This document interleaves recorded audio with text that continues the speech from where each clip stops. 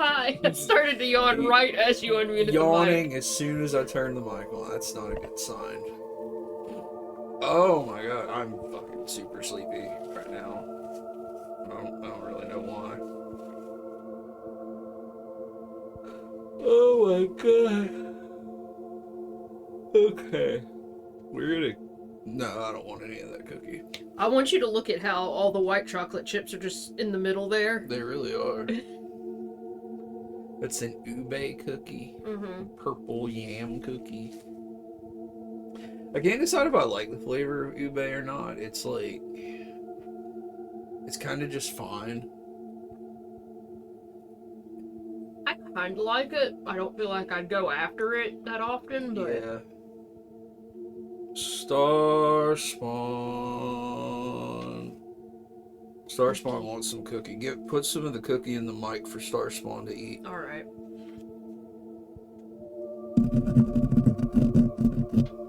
That noise was the cookie grinding into the mic. Just hold your mouth open by your speakers. Only Starspawn, nobody else. He's good. Oh, the tea's ready? Okay. Pour up some green ass tea.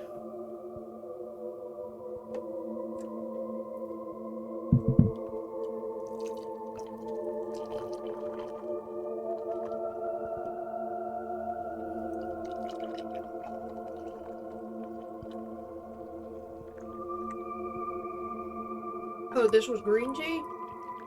Yeah, I thought you told me to do a 5-minute timer. I did. Okay. That's fine. What do we usually do for green tea? 3? Mm-hmm. It'll be alright.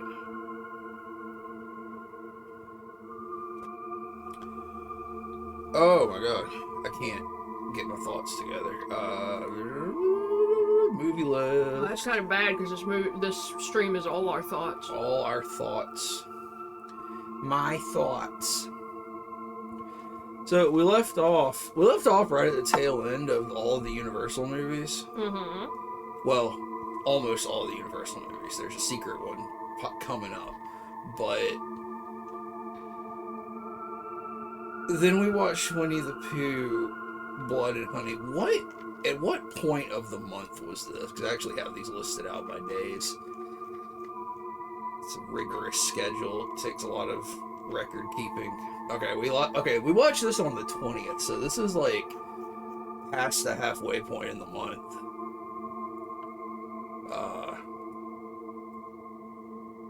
Winnie the Pooh, Blood and Honey. What did you think about Winnie the Pooh, Blood and Honey? It sucked. It was not good. This is one of, I think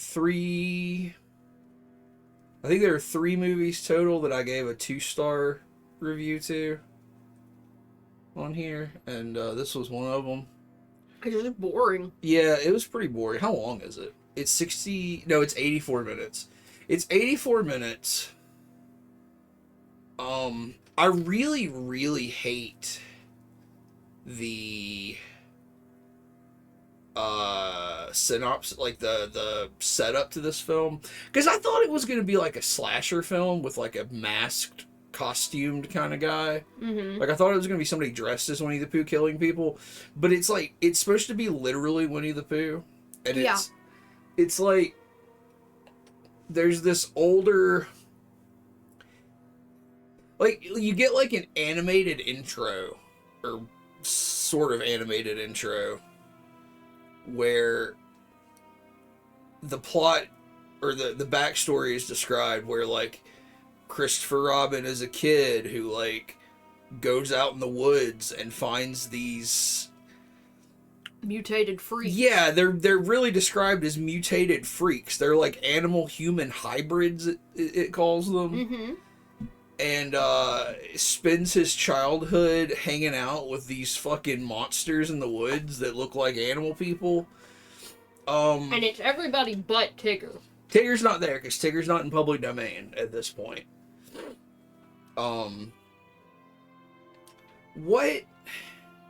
Like, I think the bigger thing is that he was feeding them. What's he feeding them? I don't know. It doesn't say. He's bringing them food from his house, I guess. But then he goes off to college.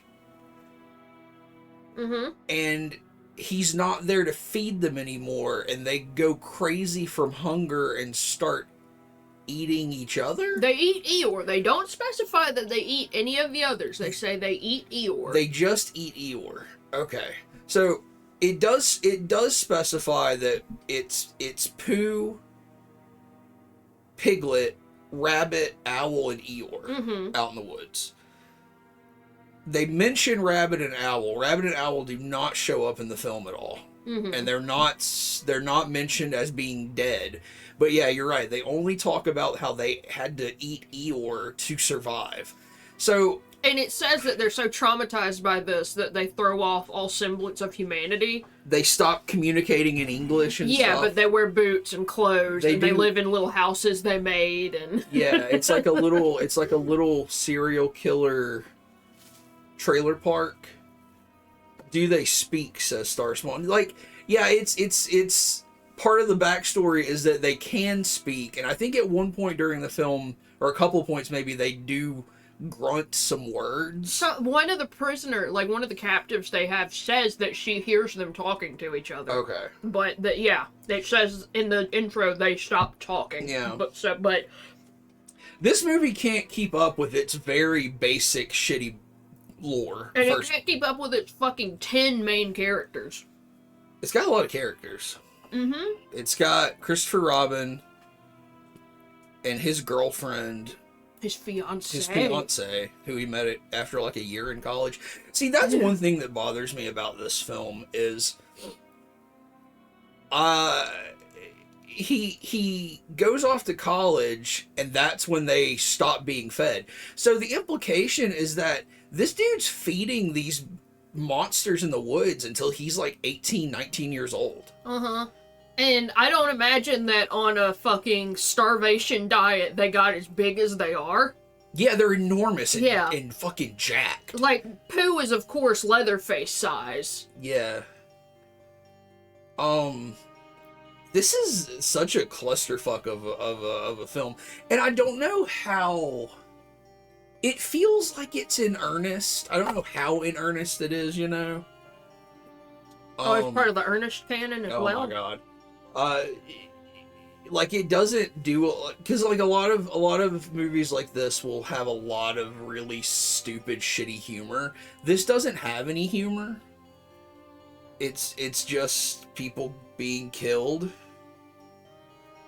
Tyr says he's feeding these monsters and just decides to go off to college. Yeah, that's my problem. Is like he seems to be feeding them from a young pre-adult or like prepubescent age when you're still like an idiot up until he goes to college. So at some point I feel like he should have realized that this is fucked up. And it's not even like you meet him as an adult, and he's like, oh, I used to have this weird imaginary friend group. He's still 100% convinced. Yeah. Like, that's the beginning of the story, is him leading his fiancée into the 100-acre woods to meet these characters. And he's like, they're real, they're real, they're real. Yeah, and she's like, you know, I don't think they're real, but if you say so. But they are. It's so fucking stupid. And it's boring. Like, that's the biggest thing, is it's just not that interesting. No, were there tits in this movie? I don't think so. There's a chick who gets in a hot tub, and she's got big boobs in a bikini, but I don't think there's nipples. No, there is. Right in the beginning, remember he rips that lady's clothes off? Oh, yeah, because we couldn't figure out the continuity of it. Like, her tits were just out all of a sudden. It always baffles me watching bad horror, like... Because, like, people will get naked for fucking bottom-of-the-barrel fucking movies that I know they didn't get paid enough for. Yeah, like he bonded with the monsters, and he's like, well, best be hitting the old dusty trail, and just bails on them, and he comes back, and they're bloodthirsty freaks. Which, like, again, it has to be like a year. I feel like, I don't know. The time frame's all fucked up. But anyway, like, he's not even really that important in the film. What's more important is a totally separate group of 6 women. 6 women who go out into the English countryside on, like, a vacation because one of them is being stalked. Yeah, we get, like, this, like, pretty in-depth traumatic backstory for this main female character, which is totally useless. It's irrelevant. But they're like going out to like support her, and they get hunted and killed by Winnie the Pooh and Piglet. And there are 6 of them, and not even the actresses could keep the characters' names right. Yeah, they kept saying different names and shit. It was bad. Anyway, it's a bad movie. And we watched it, so you don't have to. I feel like it had some okay kills for the kind of movie it is. Like, it wasn't just, like, splashes of CGI blood or something. I feel like they did crush some heads and stuff like that. Pooh does also have, like, a Candyman swarm of bees. Okay. That he gets summoned sometimes. That is important. That's an important thing, because, like, yeah, he's eating honey. Like, first of all, they talk about how they don't have food, but he's eating honey from somewhere. Mm-hmm. But... And at one point, it's like, oh, these bees are, like, following him around. Like, that becomes a thing. Like, wherever he is, there's bees everywhere. Then at the very end, he controls the bees, like, with his mind. He has, like, some psychic bee control power. It's so stupid. Did you show Piglet off here in the header? Oh, yeah, there's Piglet. There's Piglet. Which, again, I saw these images before we watched the movie, and I thought they were people in masks, which probably would have been better, honestly. But this is something special. Alright, this dude, Reese Frake Waterfield. God, he's added another one since the last time I looked. Okay, so he's planning Winnie the Pooh, Blood and Honey 2 and 3. And I know specifically Tigger goes into public domain next year. I don't think I mentioned that, although I think most people know that this movie was written and was created because Winnie the Pooh went into public domain. Anybody can use the character now. Tigger goes into public domain next year, so this one's going to have Tigger in it, supposedly. His Wikipedia article also says that he is developing 2 other public domain property films. One is called Bambi the Reckoning, and the other is Peter Pan Neverland Nightmare. So I guess he's trying to build a cinematic universe of public domain characters in bad horror movies. I don't know.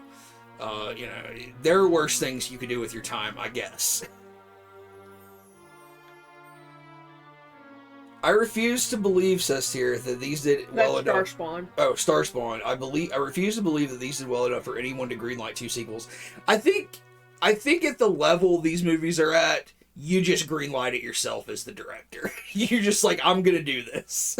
Yeah, that's the problem with the shit now. You can just make shit and get it out there. Yeah, I think this guy, I just don't see that this is, I don't know. I don't think there's a committee making this. I love this. I am now anti-public domain. Yo, unrelease this. Okay, I will say my favorite little detail of this movie is, like, Christopher Robin comes back and the animals kill his fiancée and they hold him like prisoner. Like, they've got him chained up, shirtless, whipped, covered in blood, and the whip they use is Eeyore's tail. Yeah, they do whip him with Eeyore's tail. That's right. Like, that was so funny. Inzen says, imagine making a gritty take on Winnie the Pooh and not even have the decency to be gay. Is the creator of Winnie the Pooh gay? Is that, I don't know what you're referencing. Or I might just be stupid. I mean, it might just be saying you're making a reboot.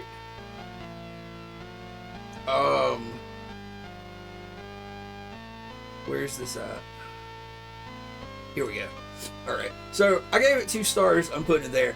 Yeah, to be fair, I don't think I gave anything a 1 star. I don't think I rated anything low enough to be a 1 star. Like I was saying that the last time. Yeah. This is the first year without a 1 star. So, you know, again, maybe I was a little too charitable with some of these films, but that's the way it goes, I guess.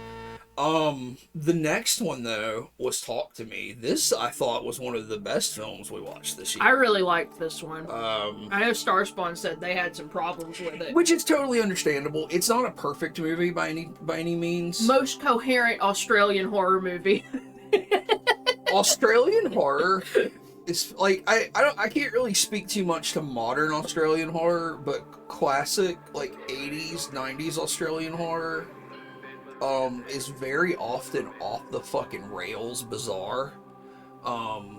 So this is more coherent than a lot of the more indie shit you would get out of Australia in the earlier days. But I guess this is made by these two brothers. Oh, there's a Talk to Me prequel. And a part 2, so I guess they've got a franchise going. Street Fighter. I guess they're going to do Street Fighter as well. I don't know, man. They're doing a lot of stuff. I guess this is their first film. That's what it looks like. Why he pogging? Because he made a good movie, I guess. So, like, this is basically about Australian teens using an occult object as a party drug. Like, they get together for, like, you know, teenage parties, and they bring what is kind of a Ouija board, but it's a hand. It's this hand in the poster here. So, like, the hand is, I don't know, they give some backstory, and the guy's like, you know, this may or may not be true. So, like, the backstory for what this object is not really important. But when you grab the hand and do, like, a little ritual, you can see and speak to and communicate with the dead. Like, you basically are using this to summon the dead. So it's got a really cool, like, set piece here. And then I thought it was a pretty good horror film in terms of, like, it balanced, like, supernatural horror and sort of very bleak violence pretty well, in my opinion. Starspawn says, I liked it a lot. It just made me wonder how something that world-changing could remain a party favorite for so long, but I don't take issue with it for the sake of the movie. Yeah, no, I agree with you. Like, there's, Inzen says, this deserves 5 stars because it features a mean trans mask. Absolutely. Yes. We'll agree with that. Creepy graffiti hand.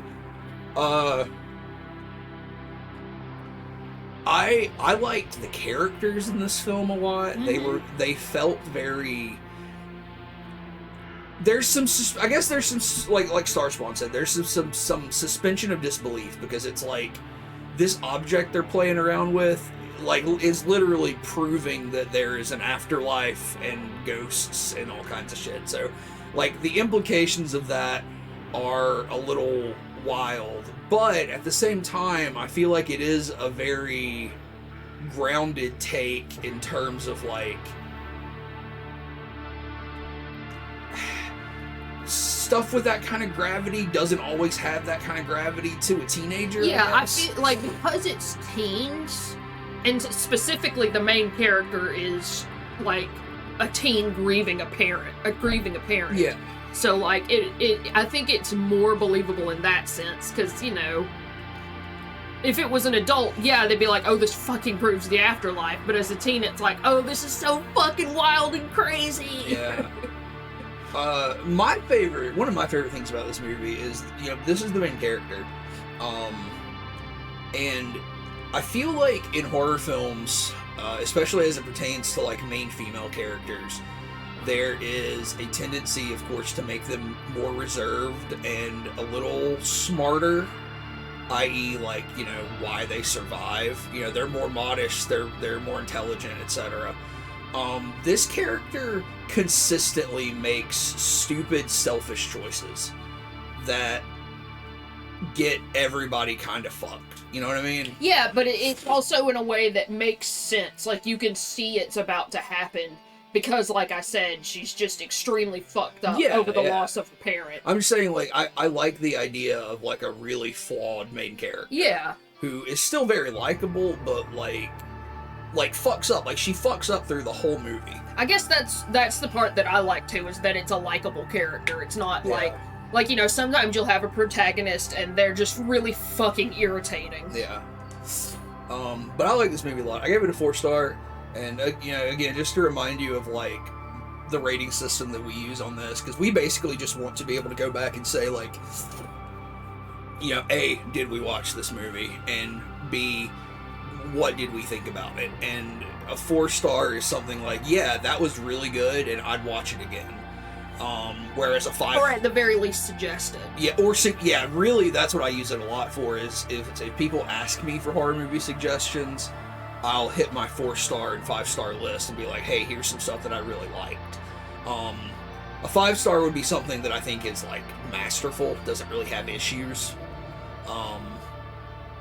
with any part of it, but I think this is a really solid one. And the reason I wouldn't say this is like totally masterful is it's kind of derivative. Like there's 100 movies like this, but this one does it really well in a really interesting way.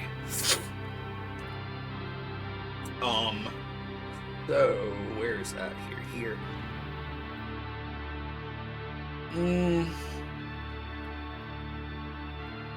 I mean, at this point, I'd start tucking some of these up here.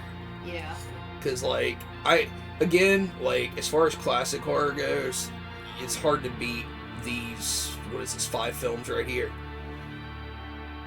So Dracula, Wolfman, Mummy, Bride, and Frankenstein, and Bride of Frankenstein. I think these are so fucking solid.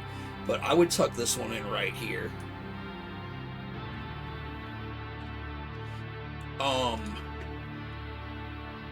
Alright. Then we had a one-day 7-movie Vincent Price marathon, starting with 3 of the Edgar Allan Poe, Roger Corman films. So yeah, like Roger Corman, if you don't know who Roger Corman is, he's a director and producer. He's born in 1926. Still alive. Still alive. He has made a ridiculous amount of films as director and producer. He is really one of the absolute kings of like the B movie, basically. But he's attached to so many speculative films, science fiction, horror, fantasy, all that kind of stuff.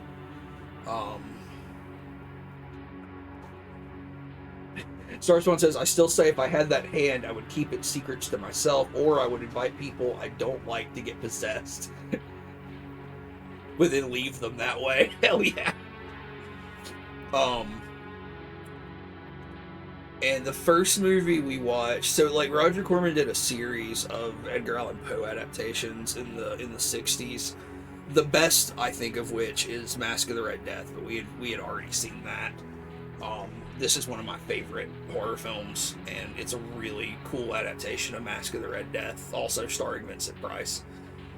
So I would highly recommend that. But the one we started with was House of Usher. House of Usher, a story about 2 autistic siblings with sensory issues. I love The Fall of the House of Usher by Edgar Allan Poe because, yeah, it's straight up just about 2 siblings who are, like, they just have, like, really bad sensory issues because the brother explains it in the story, and I think it's almost word for word explained in this film as well, that, like, anything above a whisper is horrendous to his ears. Anything more than the softest velvet is torture to his skin, and et cetera, et cetera. He can't take bright lights and stuff like that. And it's like, homie, He can only eat gruel. yeah, they only eat gruel. They can't take anything that's too highly flavored. And it's like, homie, you're not cursed and haunted. You're autistic. Like you've got. It'll be okay. Yeah, like you've just got some sensory issues that you need help dealing with. but yeah, it's about. The set is beautiful. Yeah, I love it. yeah. So like the story of this, if you haven't read it, is because I think you read this in like high school a lot of the time. It's about in the original story, I think it's just a friend who comes to see the Ushers, who are a brother and sister who live in this ancient familial mansion, and they're just fucked up. They're just two fucked up brother and sister, and over the course of this person's stay, that he's made aware of, they believe that they're cursed. They don't live past a certain age. The sister becomes ill, according to the brother, and has to be, she dies and gets put in the family tomb, but then it's revealed that she wasn't actually dead. He buried her alive. And then at the end, the house is falling apart, and the big crescendo is in the fall of the House of Usher, as the House of Usher falls. It literally collapses. The only huge change here, other than some scenes that are added and stuff, is that instead of a friend coming to visit, it's basically this dude who wants to marry the sister. So at some point when she wasn't cursed, she lived in Boston for a while and fell in love with this guy, and now she's gone home, and sometime later he comes to take her away to marry her.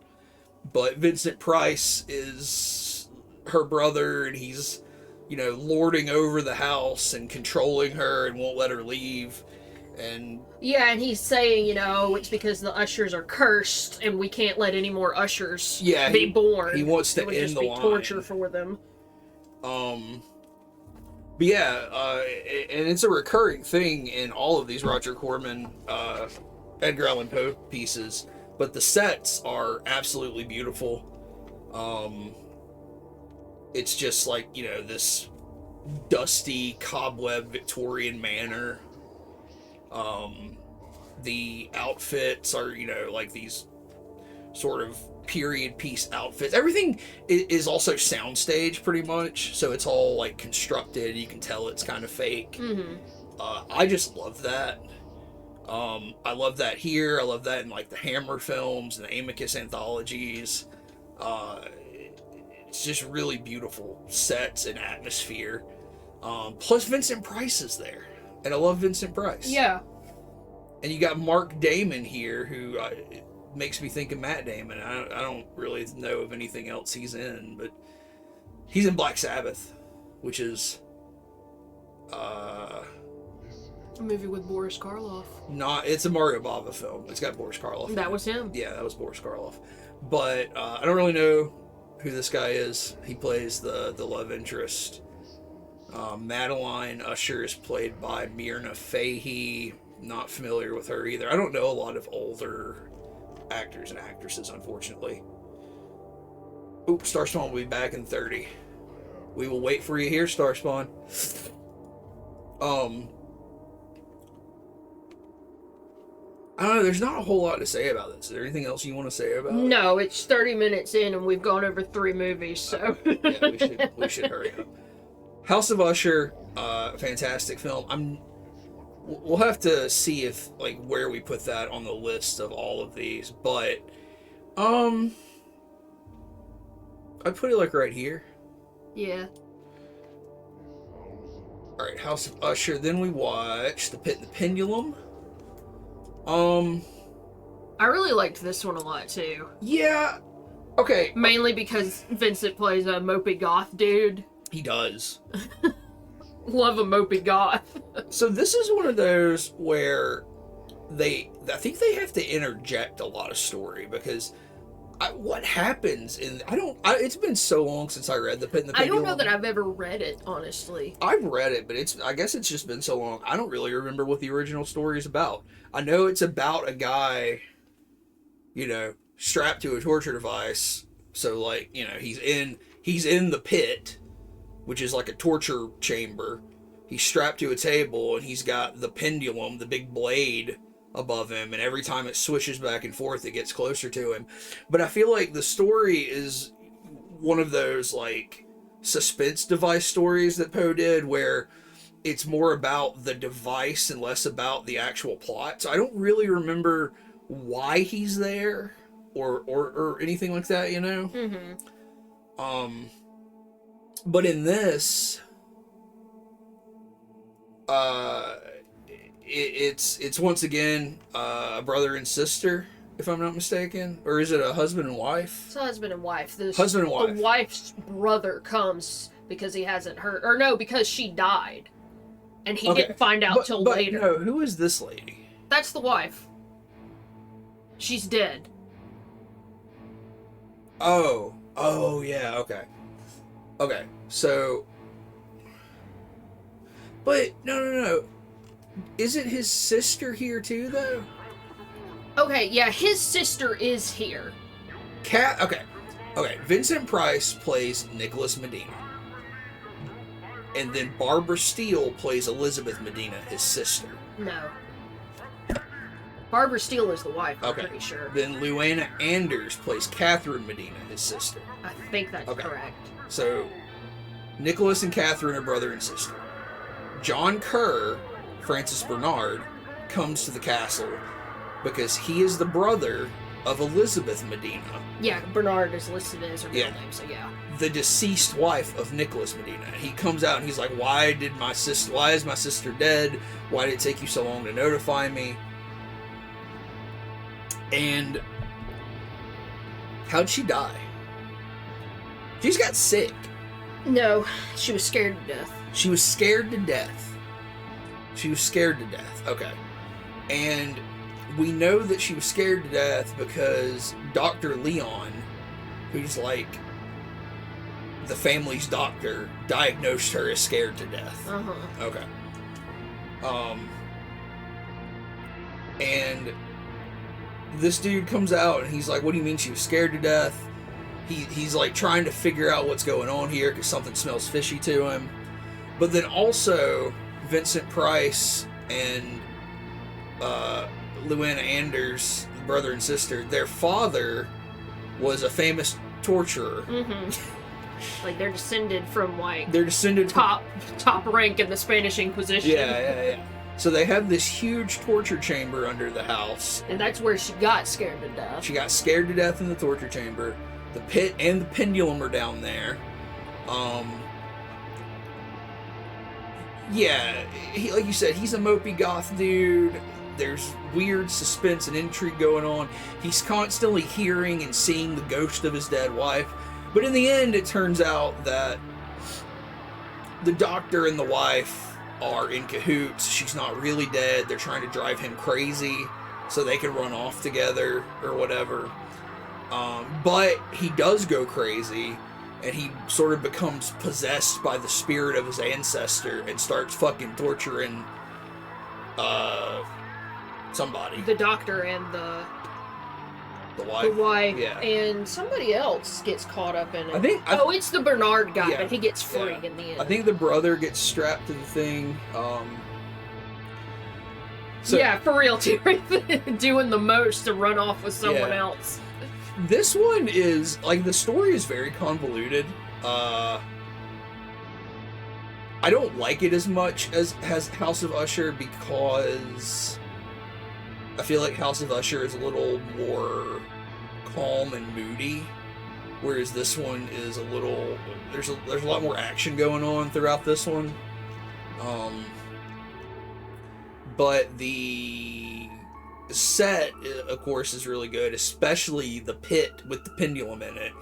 It's like this fucking underground, like, it's ridiculous. Like the you know, there's like a dungeon with all of the torture devices, but then under the dungeon, there's like this bottomless cavern with this huge dais in the middle of it that the torture rack is on with the pendulum above it.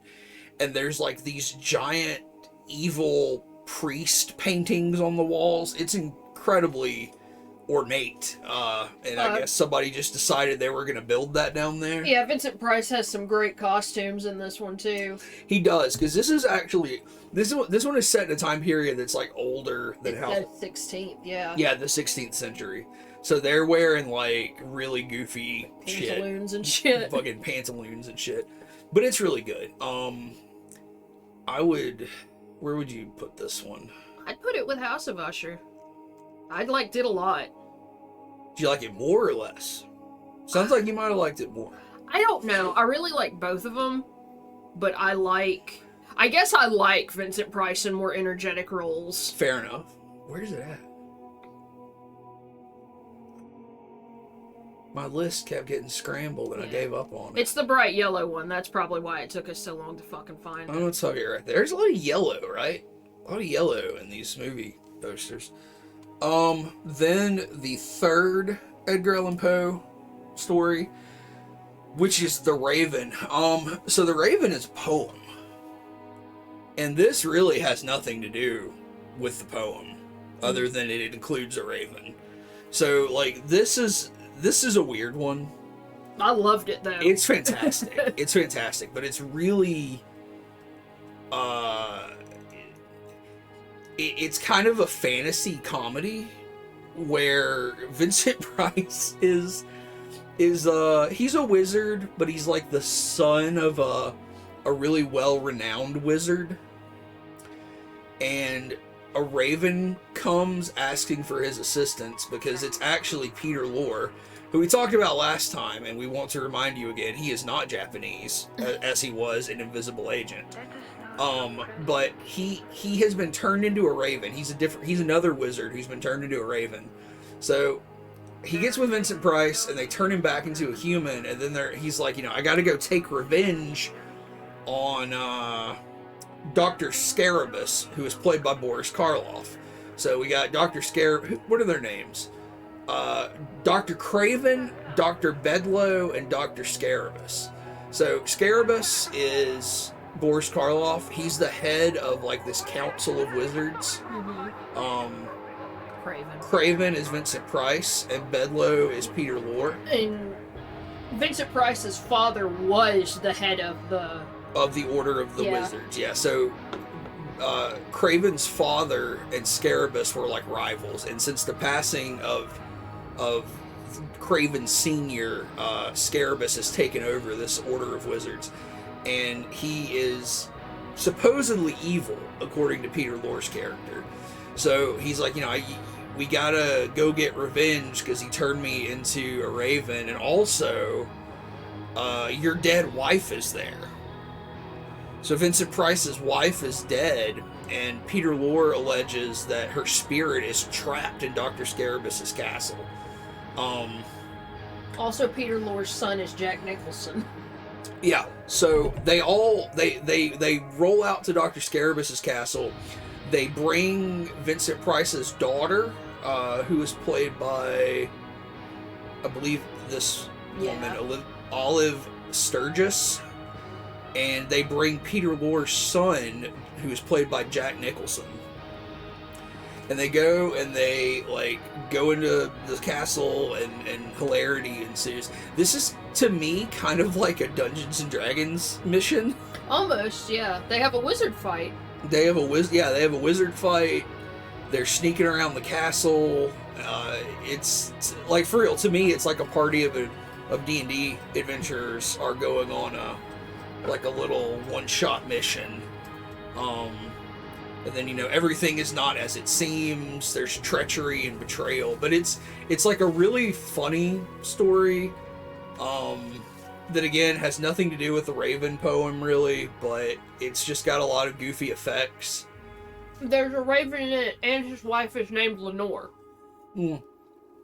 His wife is named Lenore. Because every time he went Lenore in the movie, we would go Lenore, like Bill from King of the Hill. Mm-hmm. But yeah, this one is really good and really worth watching. But it's definitely not like a moody or scary horror film to any degree. It's very much like a comedy. But I mean, I would still, as far as quality goes, I would still tuck it by Fresh up here by The Pit and the Pendulum. Alright, it's time to talk about the fucking best movie on the list. The Tingler? The Tingler. Oh my god. Okay. The Tingler is a William Castle film. William Castle made House on Haunted Hill. That's his most famous film. He also made Look at him. Oh yeah. Look at William Castle. He made House on Haunted Hill, and he made 13 Ghosts, and this is like the original 13 Ghosts. He made a lot of other stuff too. I haven't seen his other films, but he is notorious for like the hype he would build around his movies. So it's like, you know, House on Haunted Hill is like so scary you can't sit through it in the theater. 13 Ghosts had this gimmick where when you go, like, the way it was originally shown was you couldn't really see the ghost unless you had special glasses in the theater. So it's not like a 3D movie, but it was just like they wouldn't be clear to see on the screen unless you were wearing special glasses.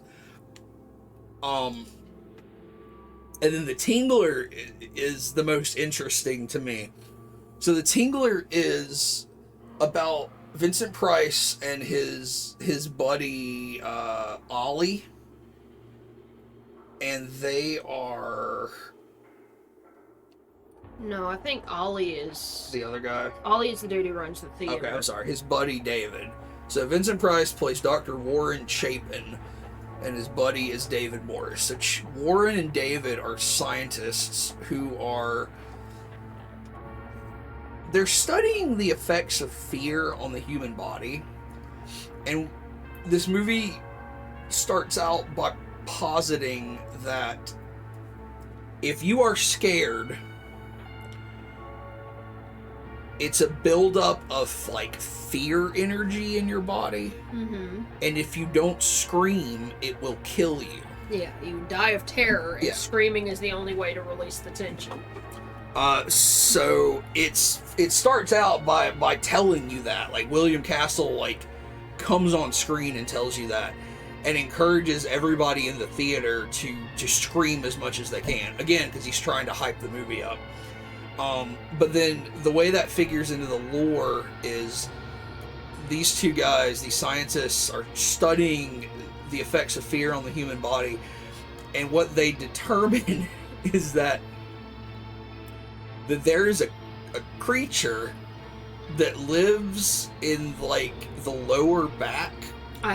I can't remember where in the back, but yeah, it's attached to the spine. It's attached to the spine. It's like in the lower part of your spine. Everybody's got one. You're born with it. There's a little creature that lives in your spine. And when you get scared, it makes that creature grow. And when the creature grows, it grows up your spine, and if you scream, it releases its energy and it gets smaller again. But if you don't scream, it will get so big and powerful that it will tear your spine apart and kill you. I'm not sure if they... Is there a reason it does this? I don't know. They say that sometimes, like in the movie, they say sometimes people who are said have been scared to death will have broken vertebrae or some shit. And I mean, I don't know that that's based on any factual thing. It's absolutely not. It's absolutely not. It's so bizarre. It's such a bizarre setup. Yeah, like it's so weird, and they go to such lengths to describe it, but it's not based in any reality. It's very strange. But the reason they do that is because when this movie aired, in the theaters that it aired in, they would actually go in and put these devices on the backs of the or on the under the seats of the chairs in the theater that would make them vibrate really hard on your lower back. So there are scenes in the movie where like specifically at the end, where the Tingler, like basically they catch a Tingler, this creature. They let somebody get scared to death by one, and they cut it out of her. Mm-hmm. And then it gets loose, and it gets loose in a theater. It gets loose in a theater in the film, And at that point in the actual theater where you were, as the viewer, watching the movie, they'd be like, "Oh no, the tingler's loose." Yeah, the screen just cuts to black. Yeah. Like there's nothing on screen. It's just Vincent Price going, "Scream, scream, so it can't hurt you." Yeah, and as you're watching the film, the people in the the people that are running the movie or whatever would be activating these devices to like vibrate your lower back, so you start freaking out, and it's, I don't know, it's one of those fucking campy theater experience things where everybody's freaking out and having a good time. It's such a bizarre setup for this gimmick. But I don't know, it's I kind of love it. It's definitely not the best movie. The creature itself is pretty goofy looking. It just looks like a rubber centipede. Let me see if I can find a picture of it.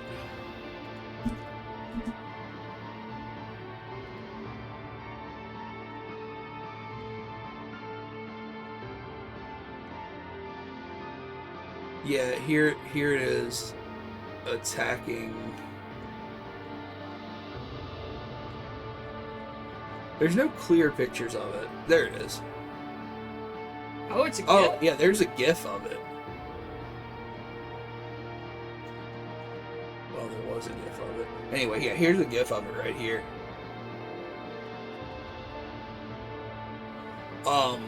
Also, they do a thing in this film with this one scene in particular where, the film is black and white, but there's one scene where there's this bloody bathtub and they color it red. So that's kind of interesting too. I don't know, William Castle was just at the forefront of like gimmicks and stuff in horror films, which kind of still goes on a little bit today sometimes with like we still get those movies that come out and they want to show you like people screaming in the theater with night vision in the trailers and stuff. So I just think it's really fun. I think with the context of what was like the gimmick of this film, it's a really good movie for 1959. I definitely wouldn't put it real high on the 4-star list. Where would you put it? I think it would be the end of the 4-star, honestly. Down here? Yeah. Yeah, it's a good watch, but maybe not like the best. All right, then we got The Last Man on Earth. This is an adaptation of... This is one of, to my knowledge, 3 adaptations of Richard Matheson's I Am Legend. So there's 1964, The Last Man on Earth. There is a 1970s adaptation with Charlton Heston called The Omega Man. And then there's the 2000s era adaptation with Will Smith. So I think this is the earliest adaptation of I Am Legend. And I've never read the Matheson novel. Richard Matheson is a horror novelist. He also wrote several screenplays for the original Twilight Zone.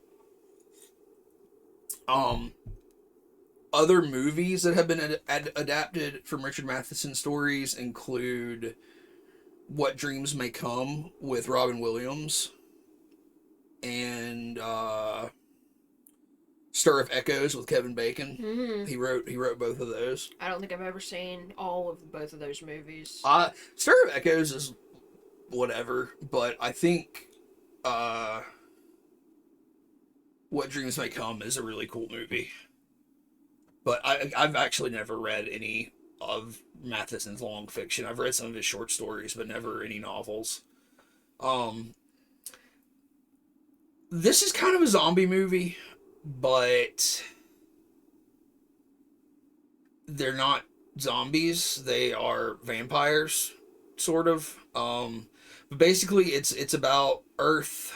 It's a doctor in California, played by Vincent Price, who is living in basically a post-apocalypse where a sickness has killed off almost everybody, and what's left have been turned into these sort of half zombie, half vampire creatures. Like, they're not very... They don't get around like normal people. They only come out at night. They sleep during the day. They come out at night. They're very slow and kind of dumb. And I think that's because they're like hungry and weak or something like that. The backstory, like the character's backstory, is that he was a scientist who ended up working on a cure for this disease and never pulled it off. Mm-hmm. And his wife and daughter were killed by it. This movie kind of hits after COVID, though. Yeah, that's definitely one interesting thing, is like people's reactions to this virus happening are very topical in 2023 post-COVID. It's like they're bitching about people not coming or not showing up to a kid's birthday party. Yeah. When, like, there are countries that just aren't in contact with other countries anymore because so many people have been decimated by this. Yeah. Sort of the big plot point in this is that there's a group of people who are vampires, but are not looking for a cure. They're just looking for a way to regulate and live as they are. Yeah, they have some sort of, like, treatment, but it doesn't cure it. Yeah, so... And this guy, like, roams around during the day and just fucking murders vampires all day long. So they want to get rid of him because he's, like, an immediate threat to them. I don't know. I feel like reading this novel would probably... I feel like this novel has to be better than this adaptation. And it's been so long since I saw Omega Man or the Will Smith I Am Legend that I can't really speak to the differences between the three films. I feel like the original plot has to be way better in the novel in terms of, like, the moral quandary of, like, curing this versus letting these people, like... It says it's not. That may be the case too. Then, like I said, I've never read it, so like maybe there's nothing to it. And as I'm describing this movie, I rated it 4 stars, but I feel like maybe it's 3. What do you think? I don't know. It's not one of my favorite movies. I don't think I like it as much as I did when we first watched it. It's just kind of... It's fine, but I feel like something like Night of the Living Dead is way better. You know what I mean? Yeah. I don't know. I'm gonna give it a 3, actually. It's a high 3. It's there by Dr. Phibes Rides Again. Above Old. I'm gonna put it right here.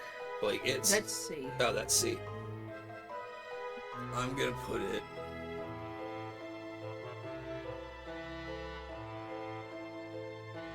Yeah, it's definitely better than those Mummy movies. Yeah. I'm gonna put it right here. I think it's really good, but it's not amazing. Star Spawn, what did you miss? We talked about... Pit and Pit. We talked about these 3 Roger Corman movies. House of Usher, Pit the Pendulum, The Raven. Then we talked about The Tingler and The Last Man on Earth. So... that's 5 of a 7 film marathon of Vincent Price movies we did. And this is film number 6, which is The Abominable Dr. Phibes. This movie fucking slaps. Yeah, this movie is fucking awesome. I want to do a double feature of this and Phantom of the Paradise on Discord one night, I think. Yeah. The Abominable Dr. Phibes is fucking amazing. I love this movie so much. It's about a doctor who is taking revenge. He's an organist. that's what they credit him as a musician. Like, he's also a doctor, but they keep calling him, referring to him as a musician. Yeah, so I guess I don't know. I feel like his profession was that he was a surgeon or something, though, right? I don't know, because... I don't know, just continue. I don't know. He had like 1 million degrees. Yeah. He is a Renaissance man. So, like, his name is Anton Fibes, and he is a medical doctor, an organist, a musician, or whatever. He's just again like a Renaissance man. He's got all these degrees, and he's super fucking smart. But the backstory is that his wife became ill while he was out of the country, and she had to have some kind of emergency surgery. There were like 5 or 6 different doctors involved, and they could not save her. And while he was rushing to get to an airport to get home to be with her, he crashed his car and died. So the husband and wife are dead. Years later, the doctors who tried to save this woman start dying in very mysterious circumstances. Like, they're being killed in very mysterious circumstances. Like, the first guy is bitten to death by vampire bats. And that's only the first one we see, because there's one that happens before the story even starts, who was killed by bees. Yeah. Like, people are being killed in these very strange ways. And we, the viewer, quickly learn that Dr. Fibes, the abominable Dr. Fibes, is behind this. So this cat lives in a lair. He's got like this underground lair where he mopes around in like his really ornate outfits, these like capes and shit that he wears, and big robes and stuff. He's got a big like LED laser cut acrylic organ that he plays all the time. Yeah, like the costumery and the set design are huge parts of this movie. It's just like psychedelic 70s madness. Yeah. And he lives down in this lair. He can't speak. His face never moves. So like this face you see here, this Vincent Price face, this face never moves. He has a plug in the side of his neck. Yeah, he's got the cord sticking out there. Yeah, you can actually just barely see it. You can see the cord right here. He has this. Huh? Give me the aux cable. Yeah, give me the aux cable. He has this cord that sticks out the side of his neck, and he plugs himself into a gramophone, and he speaks through the gramophone. Sometimes he plugs himself directly into the PA system built into his lair. He's got options depending on where he's at. He has this band, this animatronic band that plays while he's like philosophizing and shit. He's got his dead wife's body in like cryostasis in this lair. And he's like constantly waxing poetic at her corpse about how he's taking revenge and he'll be with her soon. One of my favorite parts of this story is that never explained, never addressed. There's this woman who's with him. Where is she in the cast list? What is her name? The character's name is Volnania or Volvania. Volvania. Her name is Volvania. Is it Virginia North? Yeah. Volnavia. Okay, Virginia North plays Volnavia. She went on to be a Bond girl, actually, yeah. She just plays this woman who's his assistant. She doesn't speak. And she just wears crazy outfits. Yeah. Drives him around. There's nothing sexual. No. It's not weird. She's just this woman who's just there. We don't know where she came from, but she drives him around. She helps him put his weird schemes together. And they're just a little evil villain sidekick team, and they are killing off these people that really didn't do anything wrong. So it's kind of fucked up. Like, it's not even like a cathartic thing where these are like bad people that another bad person is getting revenge on. He's just crazy. There's also like this cop character who's just comic relief. Like, they don't solve this crime at all. Yeah. The British police in this film are just comic It's Scotland relief. Yard. That's what I said. I know, but it's like that's supposed to be the guys. Yeah. It's there is. This is very much black comedy. Like, there is a lot of grotesque stuff in this movie. The art direction is off the fucking charts. The humor is really good, and I don't know. It's just such a weird movie. It's made by Robert Fuest, Who also did Devil's Rain. who also made The Devil's Rain, which is one of our favorite movies, starring Ernest Borgnine and William Shatner. This is like a pretty run-of-the-mill 70s Satainsploitation film up until the last like 30 minutes, where it's just a fucking amazing gore fest. This movie fucking rules, and so does The Abominable Dr. Phibes. I would put this high in the 4-star category. Like, I would put it like right here. Like, I put it before Talk to Me. Really? Okay. Yeah. And then they fucking done it again. Which is hilarious because he straight up says, "I've taken my revenge, it's time to be with you now, my love," and gets into a chamber with his dead wife's body, has his blood sucked out and embalming fluid pumped into his body. Oh my god. And then they're shut down into this little, like, coffin together. Yeah. At the end of The Abominable Dr. Phibes, he hooks himself up to a machine that sucks all his blood out and pumps him full of embalming fluid. Like the yellow embalming fluid that the tall man in Phantasm is full of. But then they're like, "Oh wait, you guys want another movie?" So they play all that footage in reverse. They and that's do. how this movie starts. This movie starts out with that footage in reverse. All of the embalming fluid gets sucked out and his blood gets pumped back in. And he wakes up and he's like, okay, now it's time for the next part of my plan that I didn't tell anybody about. And he sings a little song, plays a little thing, and Volnavia just appears. But it's a different actress. It's a different actress, but it's the same character. Like he plays a little tune on his piano and like summons her out. I don't know where she's been. Yeah, there's like just like he literally, it looks like a portal opens because of the way it's shot. It's so weird.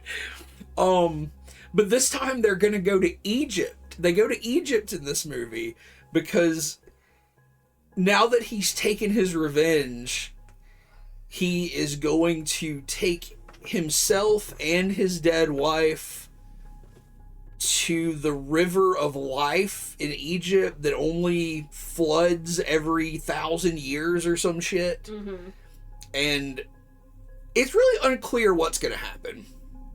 Like, I don't know if she's supposed to come back to life and they're going to live forever, or if they're both going to be dead and live in the afterlife with each other forever. I have no idea. I assume they're gonna live forever because he has a competitor. He has a rival in his endeavor to gain immortality from the river, and it looked like that dude very much wanted to stay alive. Yeah, like there's another villain in this film who's trying to.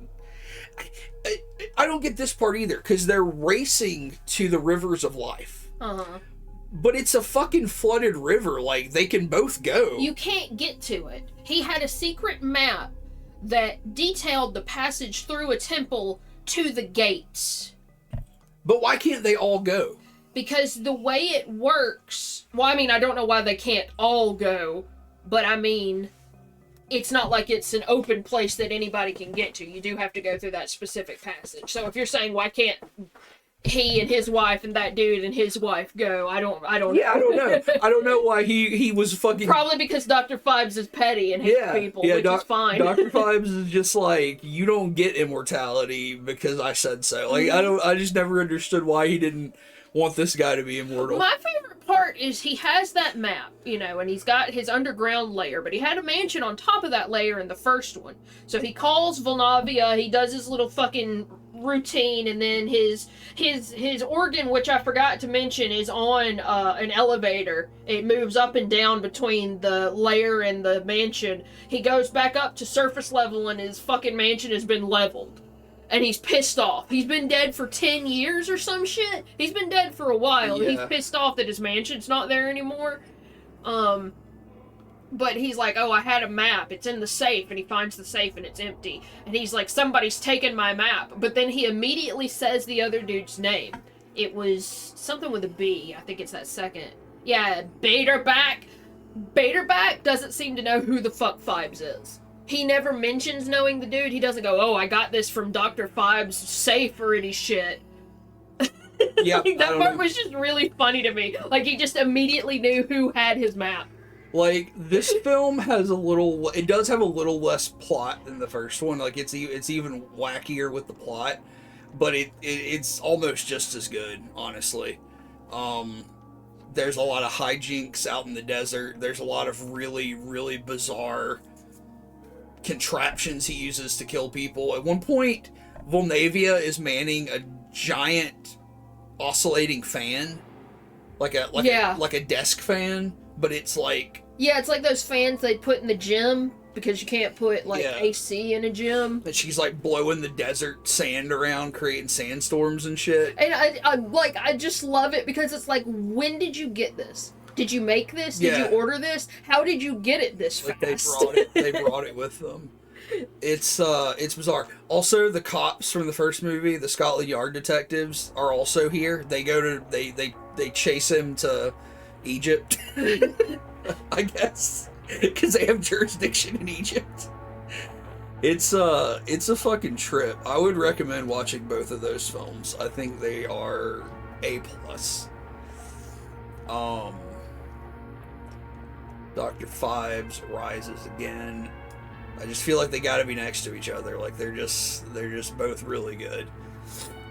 Alright, so yeah, that was all of the Vincent Price films. All 7 of those. Then the next day, we watched Dracula from 1931, but not the other Dracula from 1931. This is Spanish Dracula from 1931. This is a weird one, and I wanted to watch this because it was included on the discs that I bought, the collection that I bought for the Universal films. And I don't know of any other examples of this, but I from what I understand, this was a thing that was done sometimes in the early days of filmmaking. But while Dracula was being filmed, so the Bela Lugosi Dracula from 1931, while that was being filmed during the day, at night, an all Mexican crew would come in with Mexican actors and film on the same sets, and they would film the same movie. And again, like, I think this happened fairly often, or sometimes with bigger movies. I don't know, but this is the only one I'm aware of, and it's the only one I've ever seen. And it's pretty much the same movie. Yeah, I feel like Renfield has more scenes, weirdly enough. Yeah, yeah. That was an interesting thing. Is there's a couple of more scenes in this film. A couple of scenes that are just slightly altered, and a couple of extra scenes that I don't know if they got edited out of the Bela Lugosi version or what.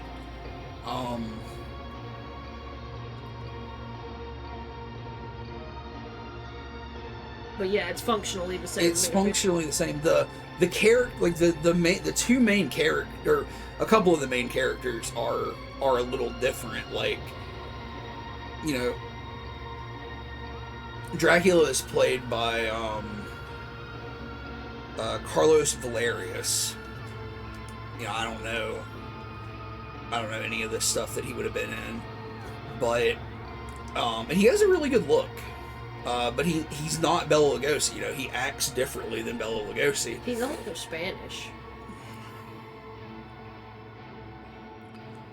Okay. What do you mean? Well, you were saying that it was actors from Mexico. I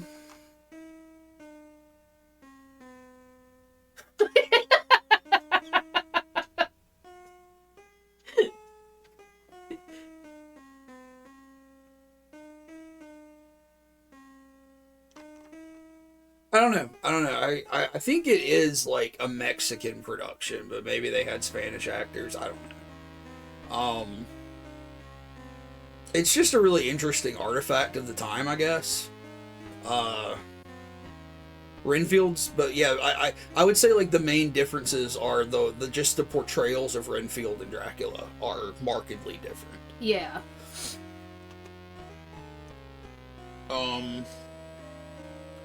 But I mean, it's pretty much just as good. I don't feel like you can really. I feel like it would be a disservice to either to move them. You know what I mean? Yeah, I mean, a good percentage of that movie is also just Dracula, Yeah. like, for real, no change. Yeah. If they didn't film, like, the bat effects over again, because why would you? Yeah. A lot of the scenes that are just special effects are also there's the same shots. Oh, boy. Oh, fucking Scream. I wish they'd stop making these. Yeah, I'm sick of Scream movies. I'll be honest with you. I really like Scream 1. I think Scream 1 Yeah, is Scream 1's great. real close, if not a masterpiece. But All the Screams after that are the same movie, and it's not very interesting when you keep doing it. But yeah, and they keep getting more, especially in this era. They get more and more like self-aware, and like that's kind of interesting the first time. Yeah. But this time, when it's like, here's some fucking like Gen Z kids talking about the same shit that they were talking about in the 90s movie, and it's, I don't know, like it's just kind of boring and eye-rolly to me. I liked some of the scenes in this. I liked the scene where they get attacked in the bodega,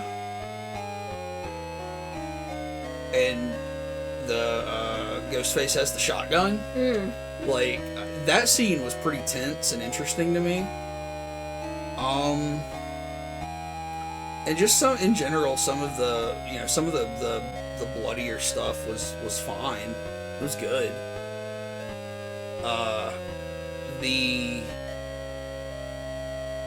I feel like Scream now wants to be elevated horror, quote unquote, but the ending to this movie was kind of just as goofy as the ending to like Scream. Which one is it where they're in college? That's 2. Is it? Yeah, because this is that No. again. Well, which one is it where they're making the movie then? Is that 3? With... I think it's the one with his mother, right? Oh, then that might be 2. Hang on, let me scroll down. Scream 3. Who's the villain in Scream 3? Yeah, they're making Stab 3. But this is the one where the filmmaker is the killer, Oh, the right? filmmaker is... I don't know. 2 and 3, to me, have very bad endings. And they're very... Was 2 made... 2 was made in 97. When was 3 made? 2000. I think it's 3 that I'm talking about. 3 has 2000 stink all over it, from what I remember. And this movie has a little bit of that at the end, where it's just, like, not good writing, I feel like. You know what I mean? Mm-hmm. Is there anything about this you liked? I really liked seeing all the different costumes together, Mm. but I don't feel like that has a very relevant place in a movie. Or not a very realistic relevant place. Yeah. I guess that's definitely what I mean, is, like, you can be schlocky, self-referential, horror movie fan horror, or you can be like elevated horror, but it's really hard to do both, and this does not do both at all. Yeah. So I wish they'd stop. They've killed all of the main cast at this point, except for Neve Campbell, who I think said she doesn't want to be in them anymore. Yeah. Like, I feel like the last one where the killer was actually interesting to me was the one that had, the Culkin in it. Was that 4? Or was that 5? It's 5. So it was the last one. No, I take that back. I'm sorry, it must have been 4. With Rory Culkin. Where's he at? We make that up? No, okay, go back. The problem is the Scream before Scream 6 is Scream. Yeah. That's Scream 5.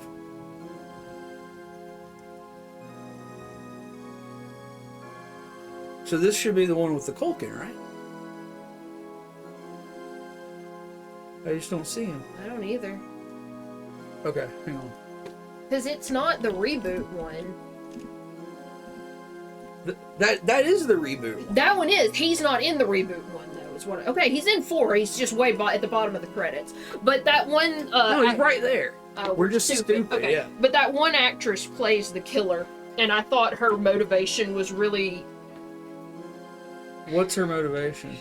Like, I think she's related to Sydney, but she's mad that Sydney gets all the attention in the family. She's like a little cousin or something? Yeah, and she stages the whole thing. Yeah. I just thought that was funny.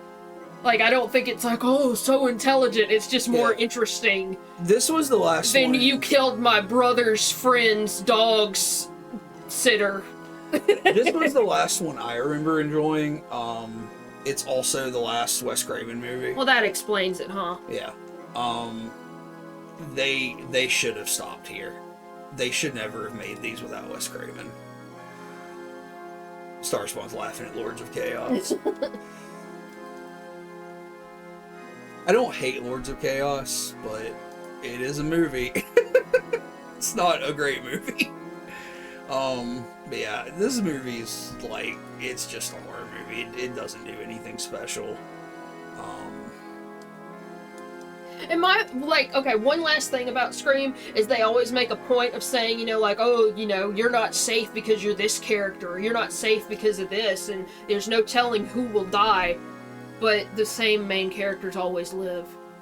For the most part, yeah. Yeah, it took them 5 fucking movies to kill Dewey. Yeah. That's what I'm saying is, like... So it's like they don't even want to do anything adventurous. Like, you roll your eyes at the dialogue, because it's like... It's, you know, it's supposed to be, like, critiquing modern media and stuff, but it's just, like... We know, we don't... I don't know, it's just dumb.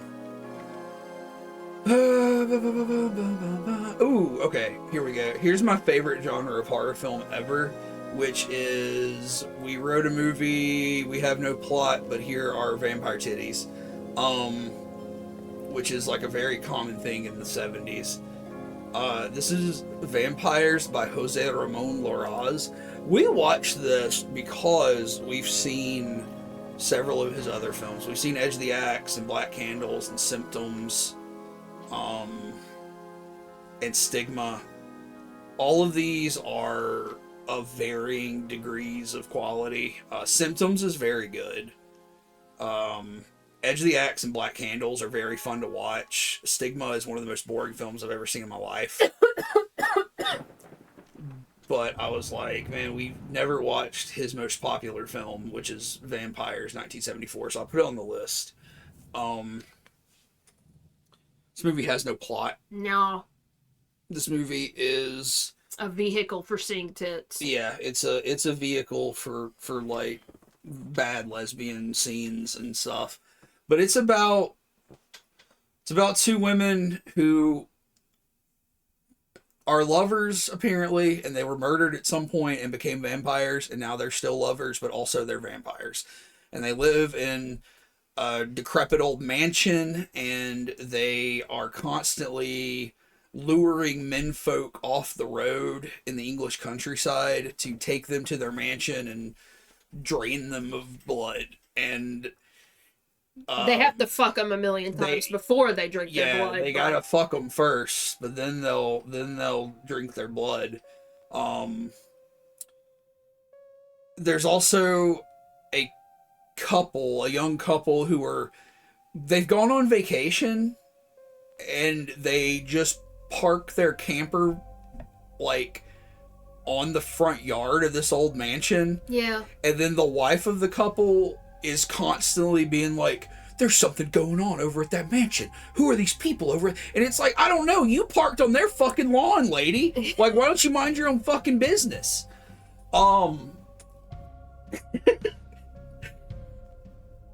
That being said, I don't hate this, because I've actually seen worse. Oh yeah, films. the female vampires are not victims throughout the entire movie, so Yeah, there's like no rape in this movie, which is saying something. Gene Roland. Yeah, so like there are some specific directors who make this kind of movie back in the 70s, and sometimes they're interesting and sometimes they're not. This was like on the edge of being a little more interesting, maybe. Like, it was fine to watch, just because it was kind of dumb, and I didn't hate it. Trying to think if anything really funny happened in it. The thing that I always find funny about these, and it's something you see in like 70s and 80s era porn as well, is like these people are adults who presumably engage in, you know, physical intimacy in their real lives, but as actors and actresses, it looks like they've never kissed before, much less anything else. Because like the way that actors and actresses, especially this kind of thing, like make out and simulate sex is so bizarre. Do you know what I mean? Oh yeah. Like I assume they're being directed to act that way. I don't know if it's supposed to be more provocative, because it's just weird. Like, it always looks like they're chewing on each other's chins and shit. It's just weird. It's very strange. But, like, I don't know. They get naked and they're covered in blood a few times. It's fine. And they kill a bunch of dudes. And they drink they've got, like, a vintage wine cellar that really lures these guys in. These guys are like, ooh, what a beautifully aged wine. And then they get their fucking necks slit. So it is what it is. You'll run into that movie a lot if you watch enough horror films.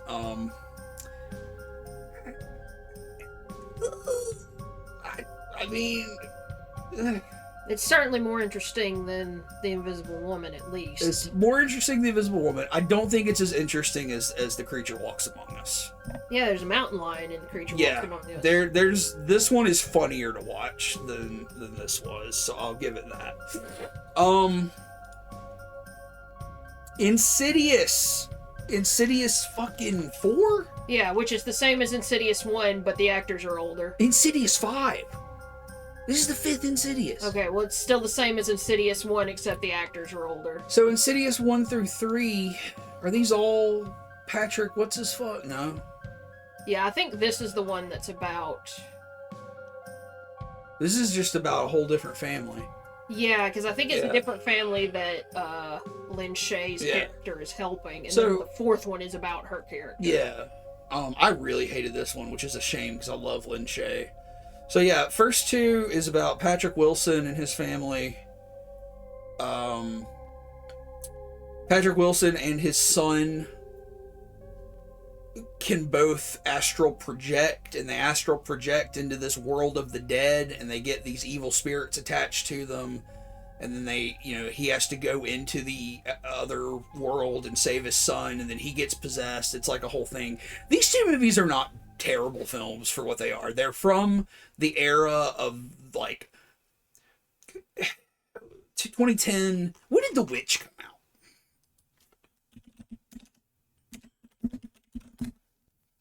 2015. Okay, so these are like from the era before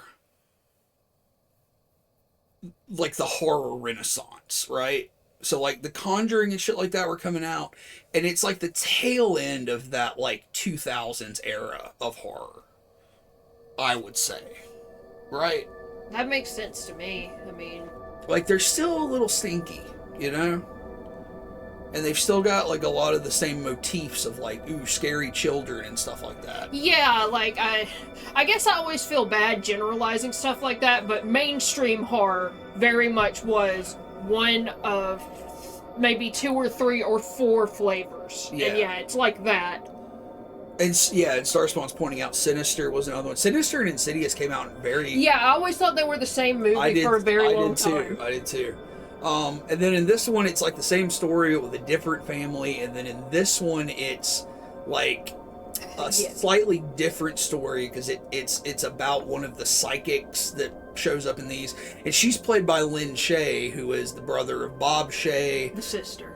The sister of Bob Shay, who is the one of the big guys at New Line Cinema, who he produced the fucking Nightmare on Elm Street movies. Lynn Shay is the teacher from the first Nightmare on Elm Street movie, the English teacher. So she's kind of like, you know, cult horror royalty. This is the 5th Insidious, came out this year, and it's a direct sequel to the 2nd Insidious. So it's back to Patrick Wilson's family. And at the end of Insidious 2, Patrick Wilson and his son get hypnotized so that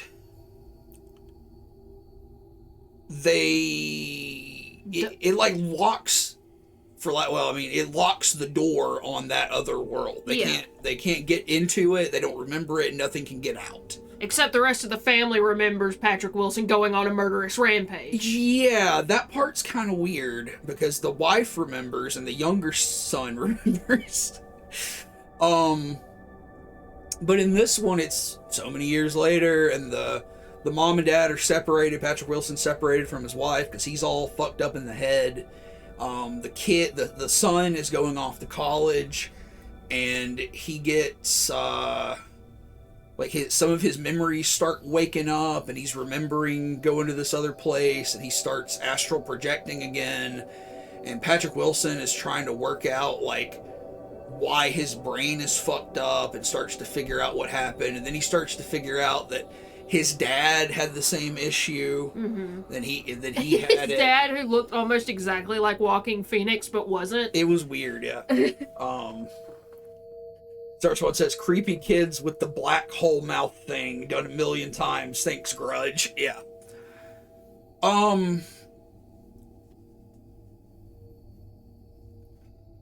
What do you think about this movie?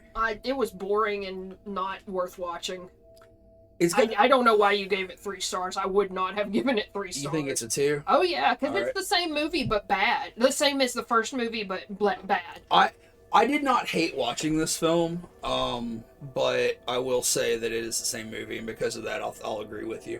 Yeah, like I've watched much worse movies, but I wouldn't suggest this movie to anyone. I would say if you haven't seen Insidious and you like horror, watch Insidious. I wouldn't say, oh, you should watch this, then watch The Red Door, because that's the only way it would make sense. Yeah, you're right.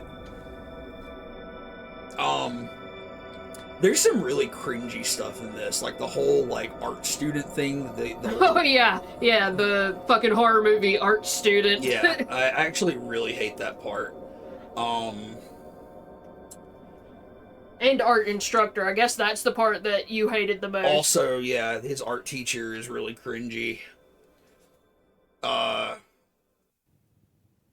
trying to think if there's anything that's like interesting about this, and honestly there's not. Like even the scares and stuff, I didn't find any of them to be interesting visually. The one thing that I keep thinking about with this movie is at in the credits roll, there is a ghost song. Oh yeah. There is a ghost song. Oh fuck, I've forgotten. With the the hard rock, heavy metal band Ghost, whatever. And Patrick Wilson does vocals with them for the song. It was bad. It's not good. It's not good at all. That was like terrible. Yeah, you're right. It's more of a 2-star film.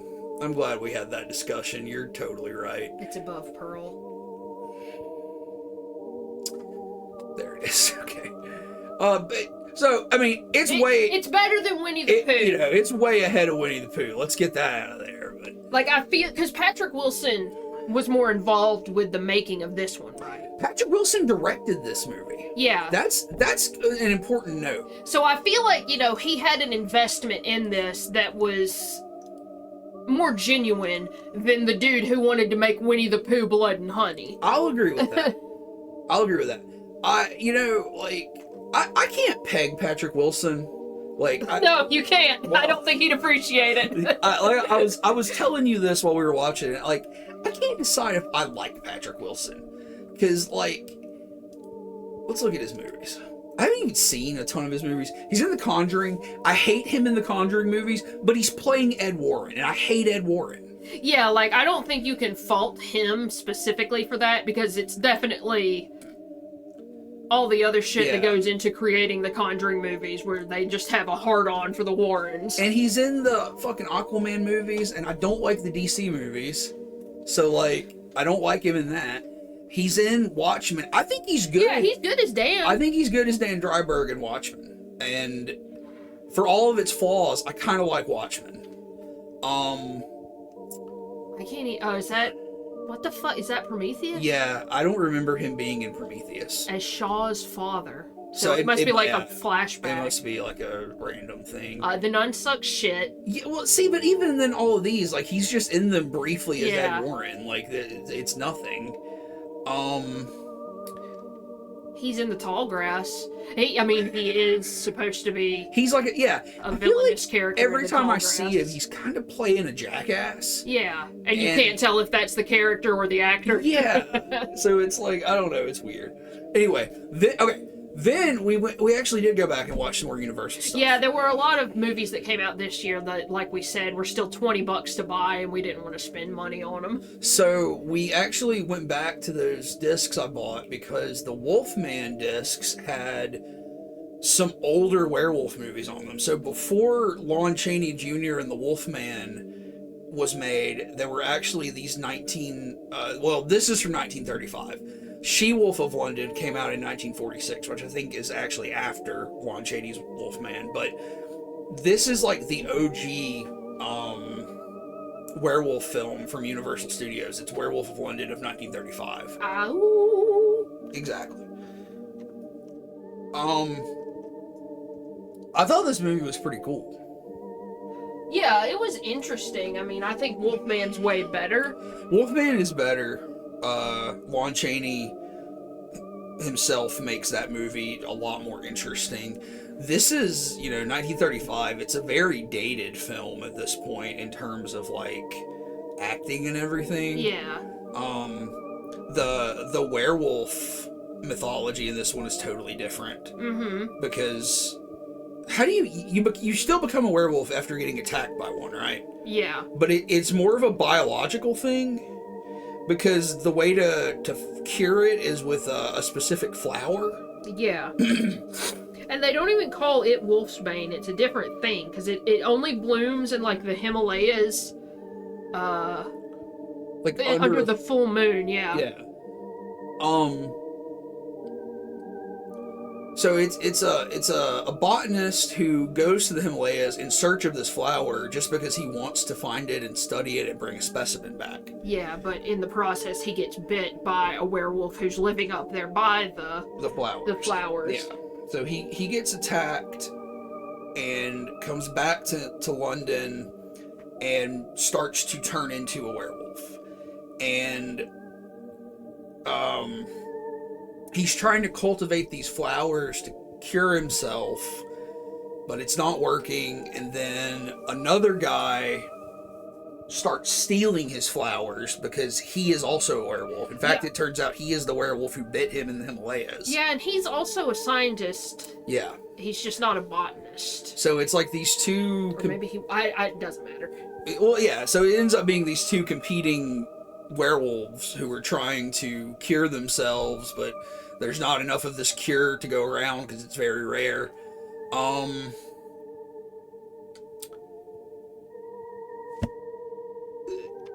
One thing about this one that's a little different than the Wolfman is he is very much compelled to kill, but he's also more human than Lon Chaney's werewolf. Mm-hmm. So, like, Lon Chaney's werewolf becomes just, like, a feral animal, you know? Like, he's running around, growling, killing people. But this guy, like, turns into the werewolf, but then he, like, puts on, like, a hat and coat and goes out into London and, like, hunts people in the fog and shit. Yeah, because, like, I feel like the dude who bit him says that the lore is you become a werewolf and you have to kill somebody or it becomes permanent. Mm-hmm. But there's a night where he doesn't kill somebody and he still changes back to a human when the moon goes down. Yeah. So I don't know what that was about. Yeah, it's a little shaky, but doesn't this also have the two old ladies in the bar? Yes. Okay. Yeah. Best part of this movie is he runs away from home because he's like all fucked up as a werewolf, and he's like, I can't be at home during this full moon cycle. Mm-hmm. So he goes off to some other part of London and he rents a room, and he rents it from this lady in a bar. Like, I guess there's like a tavern downstairs. Because there are like two landladies who are renting rooms in this one tavern. Yeah. And they are comic relief. And they are constantly drunk. Mm-hmm. And they're constantly, like, verbally and physically harassing each other. Uh-huh. Like, they knock each other out on multiple occasions. They're berating each other. That part was really good. I liked those two characters because at that point we were like, we want this movie to just be about them. So that was an interesting part of this film, but it's a fine movie. Like, it's a fine old horror movie. I'd put it on with all the rest of the Universal films. I think it's a little more interesting even than some of these, like Invisible Agent and stuff. So, like, I would put it, if I could find it, Werewolf of London, I would put it, like, right here. I would put it above Invisible Agent. Yeah, for sure, yeah. Like, it's a pretty cool movie, and it's a pretty cool example of pre-Wolfman werewolf stuff. Then we watched She-Wolf of London, which, again, let's go back. Where is the Wolfman? Wolfman came out in 1941. Okay. So, obviously, Wolfman comes out, and they're like, let's make some more werewolf movies. They make She-Wolf of London. This fucking movie. Yeah. There wasn't even a fucking werewolf in it. Yeah. Because God forbid women do anything. I know. So, like, I think we both called this movie's plot. No, you called it. I don't think I was that absorbed in it. Okay. Because, like, it bills her as a woman whose hatred knows no bounds, but, like, nobody was hateful at all in this movie. Well, no, because it's talking about the mother. You know what I mean? I guess so, but, like... Because, like, the story here is there's... like an older matriarch, and she has two daughters. One is...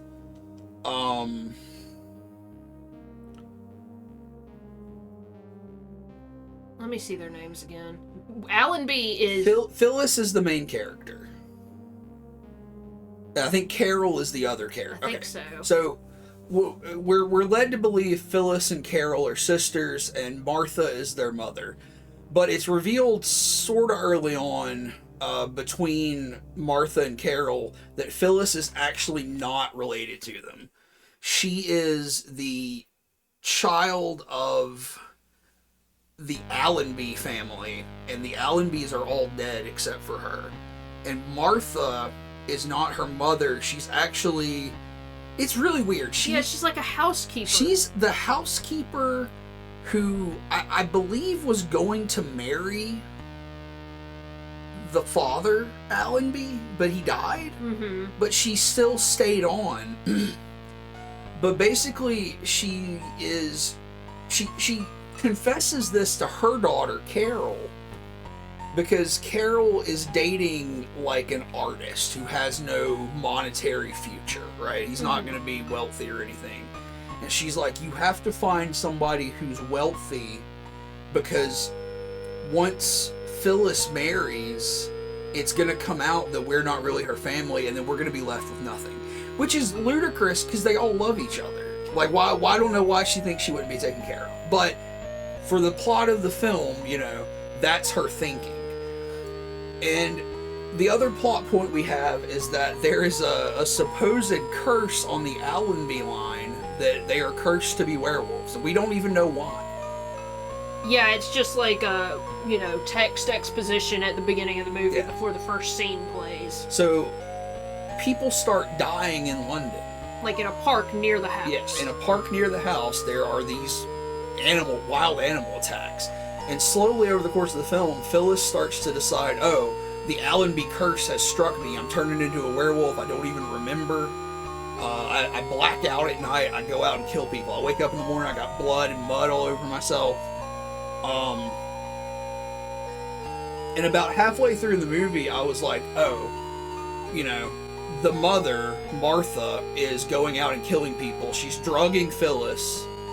Then she's going out and killing people and then covering Phyllis in blood and trying to make her think she's crazy so they can have her put away and keep the house and the money. Mm-hmm. And it turns out that's exactly what the plot is. Which, again, I don't know why legally they wouldn't also determine, oh, so you don't actually have any familial claim to this house, so now it belongs to the state. Yeah, it's an old movie, so I don't fault it too much on the logic of its plot. I do fault it on not putting a woman in werewolf makeup. I'm so mad about that.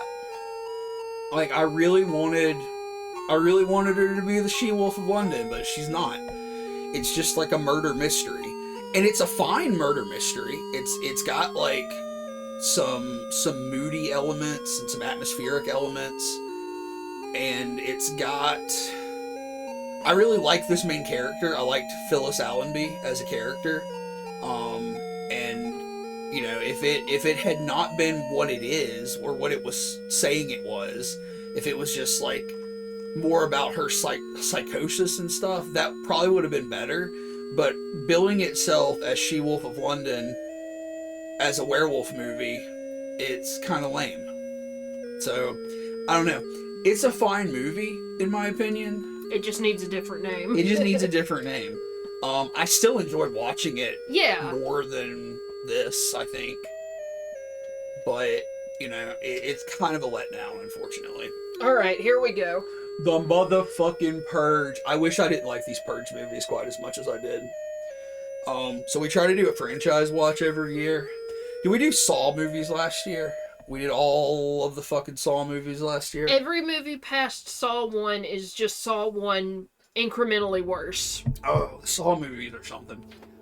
However, there are like 10 of those motherfuckers, and there are only 5 of these.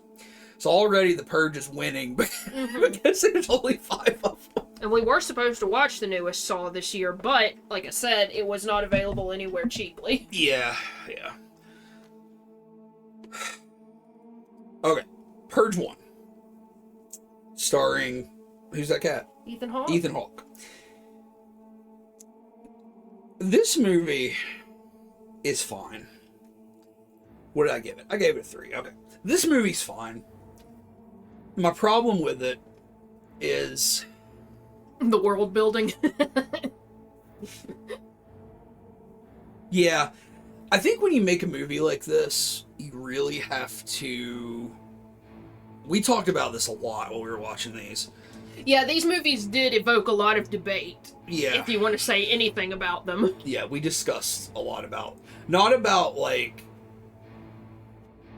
the the practicality of its plot, but rather the world ramifications it should have that are not reflected. Yeah, the world building itself, like the structure of the film itself. So, I think everybody probably knows that The Purge is based on the idea of like, first of all, it's like a plot a 13-year-old would come up with. Mm-hmm. Like you're a 13-year-old sitting in your fucking government class in middle school, and you're like getting one of your first lessons on like the law and ethics or something, and you're like, what if they just made murder legal for a day? and that's like the plot of this movie, because it's set in a not too distant future where, and this part of the world building was kind of interesting to me because the background is that a hyper conservative political party has rose to power called the New Founding Fathers, which this was made in 2013, and 10 years later that really fucking hits home. So that part was pretty interesting, but what they've done to solve all of America's problems is set up a particular day of the year where for 12 hours all crime is legal, right? So you can go out and do anything, and of course, like, the big thing people do is they go out and murder people. So that's the premise, and then the plot of this film is Ethan Hawke's character is a security salesman who's made huge bucks selling, basically purge night security systems that totally lock down your house, etc., and keep you safe. And we are, joining his family on a purge night. And what ends up happening is they lock the house down, and some random person comes running down the street outside. They got cameras up and everything outside, Some random person runs down the street. He's like, you gotta help. Like, he's at their door. He's like, you gotta help me. I'm being chased. They're gonna kill me, blah, blah, blah. Because, he's being hunted by somebody out hunting people. And their young son lets him in. Like, he disables the security for a second, lets the dude in. And then the people that are hunting this guy, who are these, like, it's basically just a gang of young people. Of young Republicans. They're like, give that guy back to us, or we're going to tear through your defenses and come in and kill you and him. Kill your whole family, and we'll kill the guy. So that's my first issue with this film, is I think it's interesting world building where it becomes swiftly apparent that these security systems are not all they're cracked up to be. Because Ethan Hawke admits to his wife fairly quickly, well, yeah, this is my company's security system, but honestly, if those people want to come in here, they can probably get in. And they do. They hook up chains to the big metal shutters around his house, and they pull them down with trucks, and they come in. And that makes perfect sense. It's like, yeah, it looks good. We're in a nice neighborhood. Nobody's gonna attack us. Yeah, and that's like, I think sort of what they're trying to make an interesting statement there, where it's like, all of this is for show because nobody's gonna come here anyway. We're in a nice white neighborhood. And that would be interesting, except, like, panic rooms are a thing, like, in the real world. And if there's a certain day a year and you're super rich, like these people are, and there's a certain day a year where, like, anybody could kill you if they wanted to, I feel like you'd have a fucking panic room. Yeah. You no matter how like safe and normal, you want the security to make you feel like it's just locking the door. Like you don't want to feel like anything's different. I still feel like you would have a last resort panic room. Yeah, that completely negates the plot of this film. And with something that has to be so carefully crafted as this to ground it in reality, the lack of that really hurts the film, in my opinion. You know what I'm saying? Yeah. I mean, that's something we were immediately in agreement on. Because, like, you know, the only argument you could come up with was, well, it doesn't look good to the neighbors. But you've already got metal shutters over all your windows. They're not going to see whether you're out in your living room walking around in your underwear or if you're in the panic room. Yeah. And the really simple solution to that for the plot of this film is to be like, okay, we got to get down to the panic room.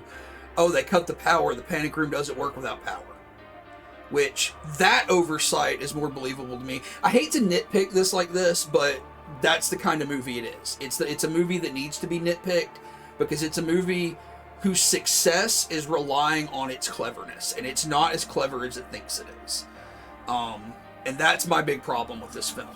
My second big problem with this film is that the second and third film, while not nearly as well directed, are much more interesting to me because this is just The Strangers. Yeah, this is just a home invasion movie, but like... And then... I really feel like these are horror. I know that they're technically horror. I know that because they deal with, you know, the human want to kill, that makes them scary. But, like, these are just action movies. The second two especially, but this one is just, like... I mean, I feel like this is more along the lines of, like, home invasion, bordering on torture porn and stuff. Yeah. You know, it's putting this family through a brutal situation.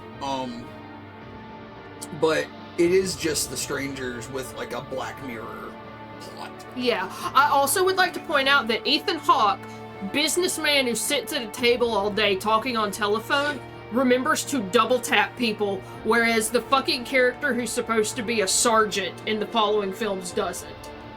Yeah, that is true. This movie's not bad. Like, it's a good movie. You just kind of have to roll your eyes and move on at a couple of details about it. I liked it. It was fine. It wasn't as bad as I thought it would be, mainly because I didn't know how it would reflect on the society in the world, and like that's one of the first things that's mentioned in this is that the poor are the people who suffer. Yeah, and like it very much is driving home this is a fucking apeshit right-wing conservative government that's doing this. Like the subsequent films are even more about that. They're even more about the fact that this is just a ploy for the eradication of the lower class. Yeah. So one day a year, there's a mass killing of homeless folks and lower class folks who can't protect themselves. And that alleviates strain on the economy and stuff like that. Again, that's a very, very simplistic view. Obviously. It's a 13-year-old's view of how that kind of shit would work. But it is interesting, and kind of grounded in some reality, because I mean, I could see Republicans doing that shit. I think it's better than these. I think it's maybe around right here. In fact, I feel like I might put it right here. Okay. Now, the next movie, which is Purge Anarchy, like you said, this is an action film. Yeah, the Punisher's here. Yeah, this is one of the best Punisher movies I've ever seen. Because this dude, Frank Grillo, who is actually in the MCU, he plays Crossbones in the Captain America movies. But he's just he's just Frank Castle in this movie. And he plays a guy who, his backstory is his son was killed in a drunk driving accident. The dude got off scot-free. The dude got off, and on this purge night in this film, he is going out to hunt and kill the guy who killed his son. And he, but like he spent a bunch of time preparing for it. So he's got an arsenal of weapons. He's got body armor. He's got a car that he's outfitted in armor. He's the fucking Punisher. Yeah.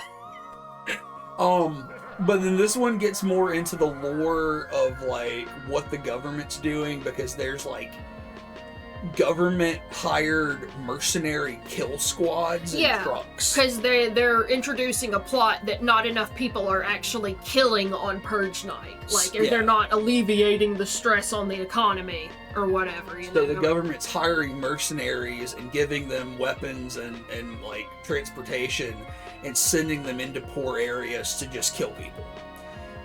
So this dude, the Punisher, ends up saving two people who are being chased by one of these mercenary groups.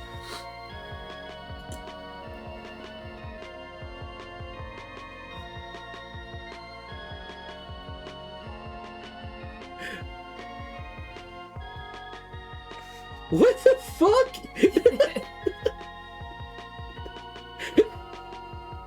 Move on. I'm sorry. I thought that my eyes are bad, and that person just came in and said, "Ain't nobody booked an appointment for your opinion, you piece of shit."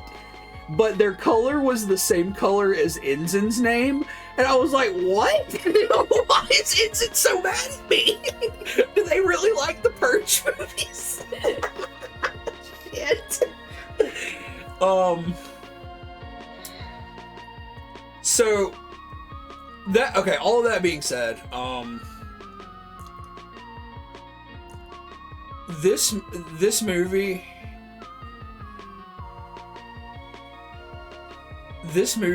to me is fuck. I'm sorry, my whole thought process got whacked up here. Okay, where I don't find The Purge 1 to be a particularly great horror film, I find The Purge Anarchy to be a really great dumb action movie, and I liked watching it a lot more than The Purge 1. I found it more interesting than The Purge 1. But it is just an action movie. It is just an action movie, but also I love these movies where the characters go around shooting people fucking left and right. But then it gets to the dude he's plotted all this time to kill, and they're like, "No, don't kill him. No, it won't help you. Don't kill him." It's like, I shot 10 people, like, since the last stop sign, but you don't want me to kill him. Well, yeah. I mean, like, the whole thing there is, like, you know, like, every other interaction is, like, a live or die thing. You know, they're trying to kill you, so you have to kill them. But when he gets to the guy who killed his son, you know, that the dude's helpless, and it's like, you know, he didn't kill the kid on a purge night. He made a mistake, and the kid died. Taking your revenge isn't gonna, you know. But yeah, I see what you're saying, because they do a whole lot of killing, and then all of a sudden they're like, "But killing is wrong." The Purge Election Year is the direct sequel to The Purge Anarchy, where once again the fucking Punisher is here, Frank Grillo, and now he is the head of security for Senator Charlie Roan, who is a female senator who is running for president against the new founding fathers political party, and she wants to end the purge. So we're building universe lore. We've got the same character coming back. He has like taken on a bigger role to stop the purge, and he's working with a senator who wants to stop it. He's her head of security and shit. But they get betrayed, and the new founding fathers send a hit squad to kill, like a neo-Nazi hit squad to kill her. So they have to like bail out of the protected senator's mansion or whatever, and like take to the streets and survive. And it's got like a bunch of other characters, most of whom are not white. So that's one thing. I mean, it's got a pretty diverse cast. There's like some characters who do a roaming triage center. They have like an armored ambulance they drive around on purge nights and they help people. There's like an aging bodega owner and his like younger apprentice, I guess, who's like an immigrant who and they're trying to protect their shop during purge night and stuff. And like this is the same kind of action movie as the previous one.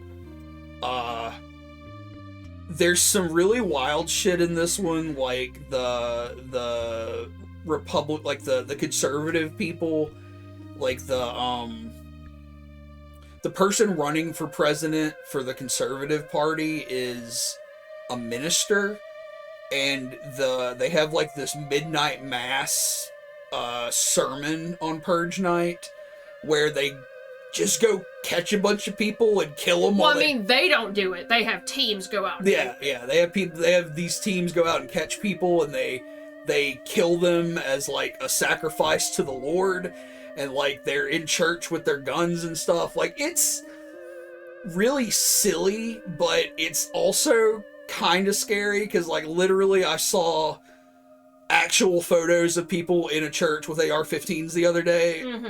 So I don't know, like, this movie is really ham-fisted and dumb with its political messaging, and it's also just an action movie, but I don't know. I kind of like this one too. Like, what do you think? I mean, it's fine. I do, like you said, enjoy 2 and 3 more than 1. Yeah. Like, I would kind of, like, put them, like, I don't know, like, I feel like these two just go so well together, you kind of have to have them both. And then the Purge one is whatever. Then it's the first Purge. This movie's not good. No. Because it's supposed to take place... When is it supposed to fucking take place? Like, I think 2017. Okay. Because they have, like, those glowy contact lens. Yeah. And I hated that effect. Yeah. It looks so stupid. Yeah, there's, like, some technology in this one that's, like, super sci-fi stupid shit. But, like, yeah, the plot of this one is it's a prequel. So it's the Conservative Party testing the Purge on Staten Island.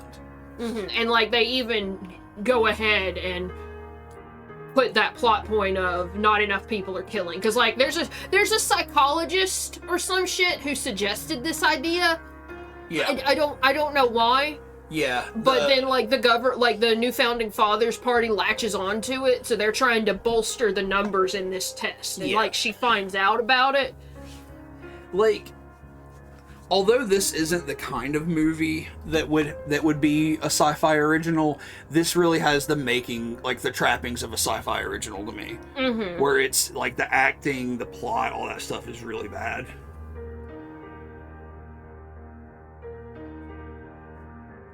Thank you, Starspawn and Tirith, that you did, in fact, book appointments to hear our opinions. What... This movie is whereas the previous two are dumb but really enjoyable action films, this one is a really dumb action film that's kind of not as enjoyable. It's also trying to be Die Hard. Like, it's it does have like I think the whole cast is people of color, if I'm not mistaken. Like, the whole main cast. Which is cool, and I hate that it's not as good as the previous ones, but it's not. But it's like a big drug kingpin in Staten Island decides, like, he figures out that the government is, you know, using this experiment to just kill off a bunch of poor people and non-white people. Because, I mean, even before he knew that, he was telling, you know, all the people under him to stay at home and not participate because he doesn't know what's going to happen, and it would cost him more for his drug dealers to go out and die. Yeah. But he figures out that this is just a ploy to kill people in his, his neighborhood, so to speak.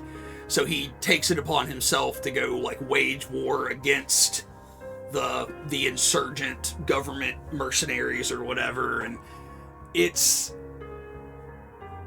really dumb. Like, I just also think that's the funny part of this one, is like this character is so heroic and selfless, but then tomorrow he's gonna go start selling drugs to kids again. It just doesn't work very well. I don't know. It doesn't work very well, but and I really can't think of anything off the top of my head that was incredibly interesting. There's is it this guy? No. Skeletor. His name's Skeletor, right? That's what they called him. Yeah, here we go. Rotimi Paul. This guy plays a character in this movie called Skeletor, and he's like this drug addict dude who's like super crazy, and he's got all these like ritual scars on his face and stuff. And like he's like one of the dudes who does go out hunting when they instigate the purge. Yeah, he canonically has the first purge kill. Yeah. He was a really dumb character. I don't know. It is what it is. So yeah, the first purge, I mean, I put it after the purge. I put it right here. Yeah. I didn't like it even as much as some of these. And then the last purge film is the Forever Purge. So this takes place years after the third film. So at the end of the third film, of course, that senator does get voted in and effectively ends the purge for her term. But then she loses the next election, and the new founding fathers get voted back in, and they immediately reinstate the purge. So like in the beginning of this film, the purge has been immediately reinstated for like the first time, and I guess like probably 4 years. I mean, I guess she served 4 years and then got voted out. So it's been like there's been no purge for 4 years, and then there is another purge because this conservative party gets voted back in. But when the purge ends, there's like a it doesn't really elaborate on how planned this was or how orchestrated it was, but everybody or a lot of people just collectively decide, it got taken away from us one time, we're not going to let it get taken away again, it's the Forever Purge now. Literally somebody yells fake news and shoots an anchor. At one point in this movie, so... Yeah, they're like, well, the purge is over for the night. And somebody goes, fake news, and shoots a news anchor in the head. So, like, the plot is, there's, 2 Mexican immigrants, one of whom works on a cattle ranch, and, a horse ranch. And when the Forever Purge starts, he comes in with another Mexican dude and saves the family at the horse ranch. Because a different disgruntled worker is going to kill them. Yeah. So they all band together and escape in like a semi-truck. And they're trying to like figure out where to go, but the whole country's in the Forever Purge. Why is it censoring messages for me? I hate this.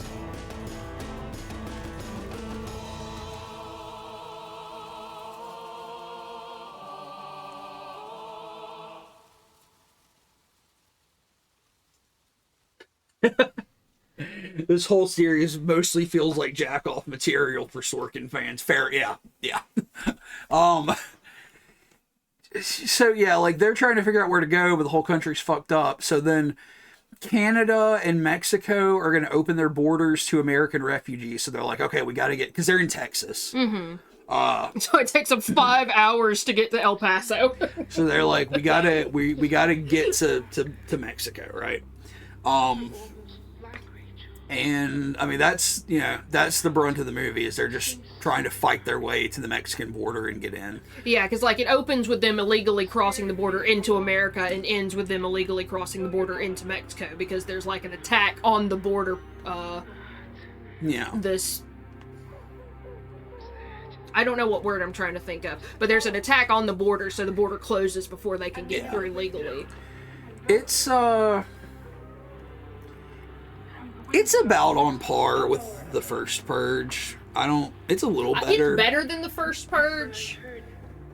It's more satisfying. I feel like the plot and the characters were better developed, because there's also like, and I don't feel like this plot point is like, because like the family that owns the horse ranch is of course white. And there's like racial tension there that gets worked out, but I don't feel like it's worked out in a shitty way. But it's not like a big like blinding, oh, you shouldn't be racist, like poorly written thing. Yeah, the characters in that film were definitely more grounded in reality. It had more going for it than the other ones. So I would put it ahead of the first Purge at least. All right. Now we're getting into our last sort of run of films, and I think this is pretty much like the last week of October. So this was like the time I take off every year so we can sit down and really watch some stuff that we want to watch. And we started with Julia's Eyes from 2010. And this is a Spanish horror film that was directed by Guillermo Morales. I don't think I've seen anything else by this guy. But it was produced by Guillermo del Toro, if I'm not mistaken. Yeah, it was produced by del Toro. And this is the story of a woman who is losing her eyesight. She has a twin sister who has the same degenerative eye disease, who has gone completely blind. And the sister suddenly kills herself. And this woman, Julia, and her husband have to go and take care of her sister's affairs, and she begins to doubt that her sister actually committed suicide, that she may have been murdered. And it's sort of a murder mystery kind of thing. What did you think about this? Okay, this movie would be really good in my opinion, except for the fact that they really want to drive home the love between her and her husband, despite the fact that they told us that her husband cheated on her with her sister. Yeah, so that's my big problem with this movie too, is 90% of this movie is, in my opinion, a really, really good balance between Hitchcock and Italian giallo. Like, it has a ton of Hitchcock suspense and mystery going on, and it has a ton of giallo atmosphere and cinematography. Yeah, very heavy, and it's also just an interesting plot. But like, yeah, my big problem is juxtaposed to all that. There are a couple of scenes, especially at the very end, where it's like a Lifetime love story kind of thing going on, and it totally kills the vibe for me. And like you said, there's a huge plot point that this husband character was unfaithful. Yeah, like that would the romance would be one thing if he had been faithful. I mean, like, I probably still wouldn't have liked it because it would have felt irrelevant to the movie. It feels, like I said, it's like a totally different vibe than the rest of the film. It's really weird. But it seems especially out of place when you told me that he fucked her sister. It's strange. It's a strange thing, and I don't know. But that's such a small part of the film.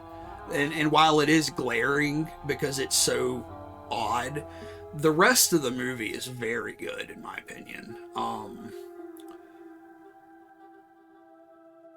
Especially if you're a fan of Giallo film, I would very, very highly recommend watching this because it feels like a modern Giallo, without being not derivative, but without somebody trying to make a pastiche of Giallo or something. It does feel very much like a modern film. But it's got some interesting deaths. It's got some interesting cinematography, especially when you're like looking through this main character's eyes sometimes, and her vision is deteriorating through the course of the film.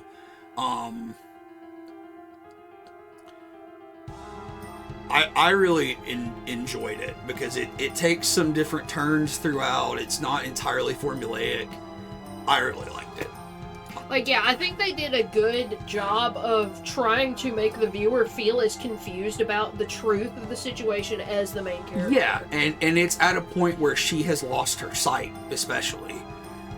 So it doesn't, of course, like totally black out your visuals, but yeah, like because she has an operation, but she has to have her eyes bandaged for like a certain amount of time before she can open them again. So all throughout that period of time, you don't see any other character's face. Yeah. Where would you put this? I didn't like it as much as Talk to Me. Yeah, I didn't like it as much as Talk to Me. I would put it after those 3 Vincent Price because the romance shit really killed it. I wouldn't give it 4 stars.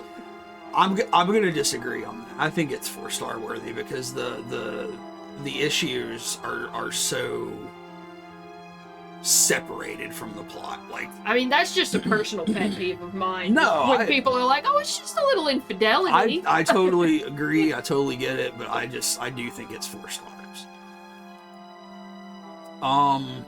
Then we watched Cobweb, which I know Starspawn watched as well. And I gave this one 4 stars too. So this is the story of a little boy named Peter who is lives at home with his parents. He's bullied at school. His parents are really weird and strict about what he's allowed. His parents are abusive. His parents are abusive. In a really weird way. And he starts to hear voices in his wall. And this voice is saying, you know, I am your sister, and your parents have imprisoned me in the walls of this house.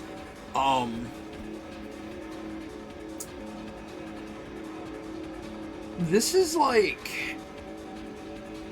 What I really like about this movie is I said as much in the Discord, it feels very storybook, like a children's storybook to me. Yeah. It's an adult film, you know, it's got a lot of gore, and especially at the end, and it's got the language and stuff. It's an adult film, but its visual style is very reminiscent to me of like young adult horror fiction.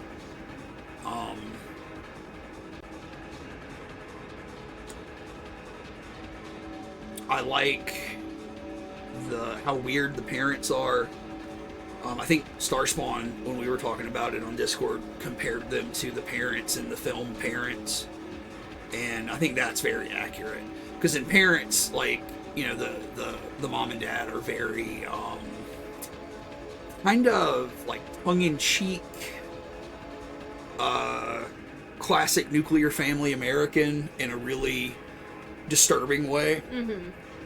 And that kind of feels similar here. Like, the parents are like, you don't really know what their motivations are. Everything their dialogue is very shrouded in a kind of contrived tone. I think it's... What did you think about it? I thought it was pretty good. I didn't like seeing the sister's face at the end. Yeah. So, you know, the sister turns out to be probably not entirely human, maybe. Through whatever means. Yeah, it's left ambiguous as to whether this is a supernatural film or not. And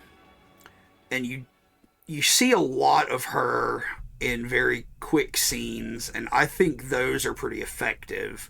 But then, yeah, you do see her face in one scene near the very end, and I know that was some discussion that we were having as well, is like, did that scene help or hurt the movie? And I am kind of on the fence about it. I can't decide.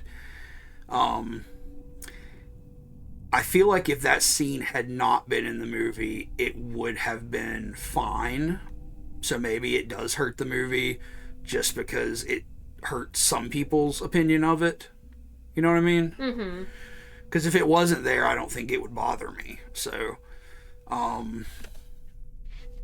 but I do think this is a really good movie. I think it's worth watching. It's definitely one that's like, you know, it's not like a top tier horror film, but it's just a really good one, like a really good kind of under the radar gem for this year, I think. Starspawn says it's almost an unreliable narrator tale from the boy's perspective, but usually those remain tied to the narrator, but we see things happen with other characters where the boy's not present. Yeah. That part I could see where, like, it could be problematic from a storytelling point of view, and to me, I just feel like it elevates it to like a fable like thing. Like, everything we're seeing is unreliable. Yeah, I know you said there's some clunky editing because you noticed like a continuity error. You might have to tell me what that was, because I don't remember that. But I'm sure when you point it out, it'll make sense. It's at the beginning. I'm trying to think where I would put this. I feel like I would put it here. No, it's a 4-star. I'm sorry. Where would you put this?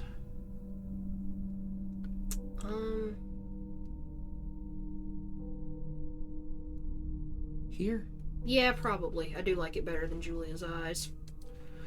All right, then we watched a movie that I think debuted on Netflix back in 2016, that we had never seen, and it had been on my to-watch list for a while, so I went ahead and put it on the Halloween list this year.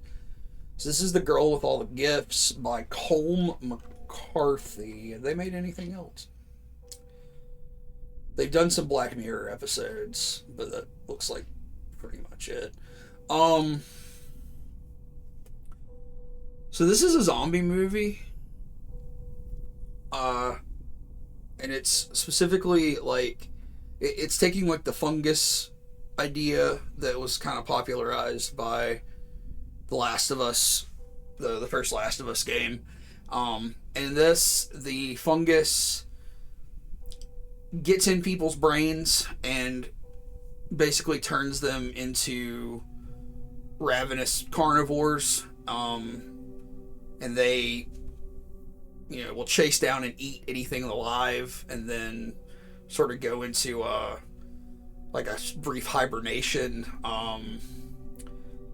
So it's, you know, a not entirely original take on a zombie, but it's a little different than just, you know, undead rotting corpse zombie, I guess. I do like the scenes in this where there are like, they go through parts of London that are crowded with these things, but they just stand there like plants would. Yeah. Because there's nothing going on around them.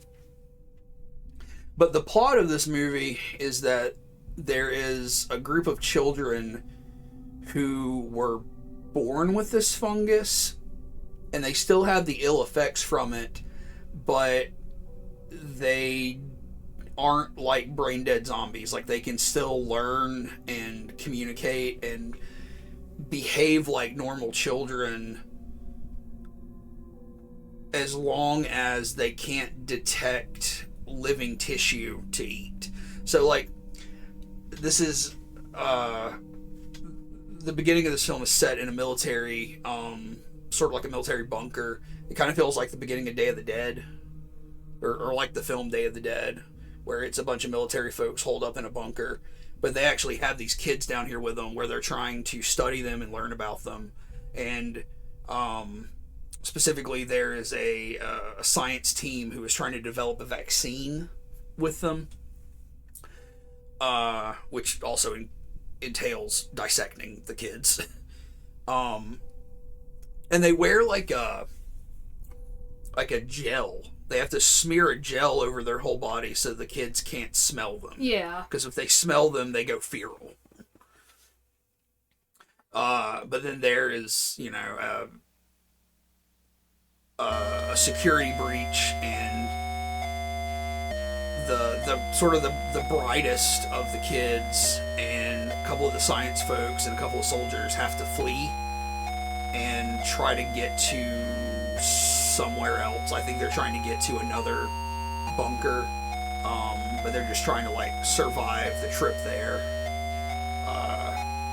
What do you think about this? I liked it. I liked the world building in it.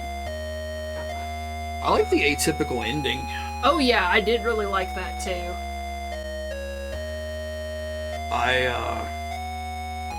I think the little girl in this was really good. Oh yeah, she did a great job. Her name is Sinia Nanua. I don't know anything else with her in it. She does a really good job in this.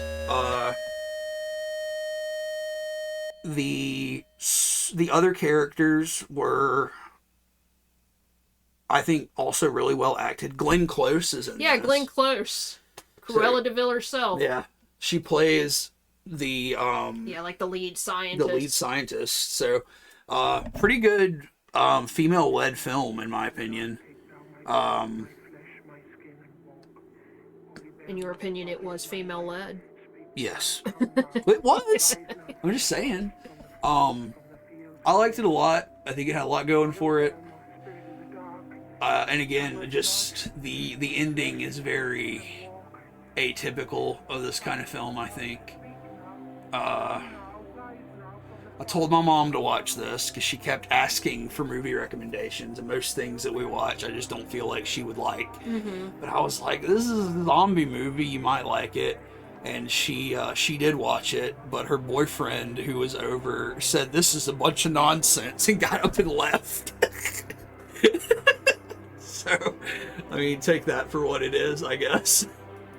Not approved by Eidolon's mom's boyfriend. But I would put it pretty high, I think. Yeah. Where do you think? I liked it better than Cobweb. Yeah, I think so too. Starspawn says in Cobweb, when the teacher comes to the house to share the boy's picture, the mom then confronts him and he suddenly has a wound on his chin. Next day in class, when he's making the pumpkin, he gets pushed down. You're right.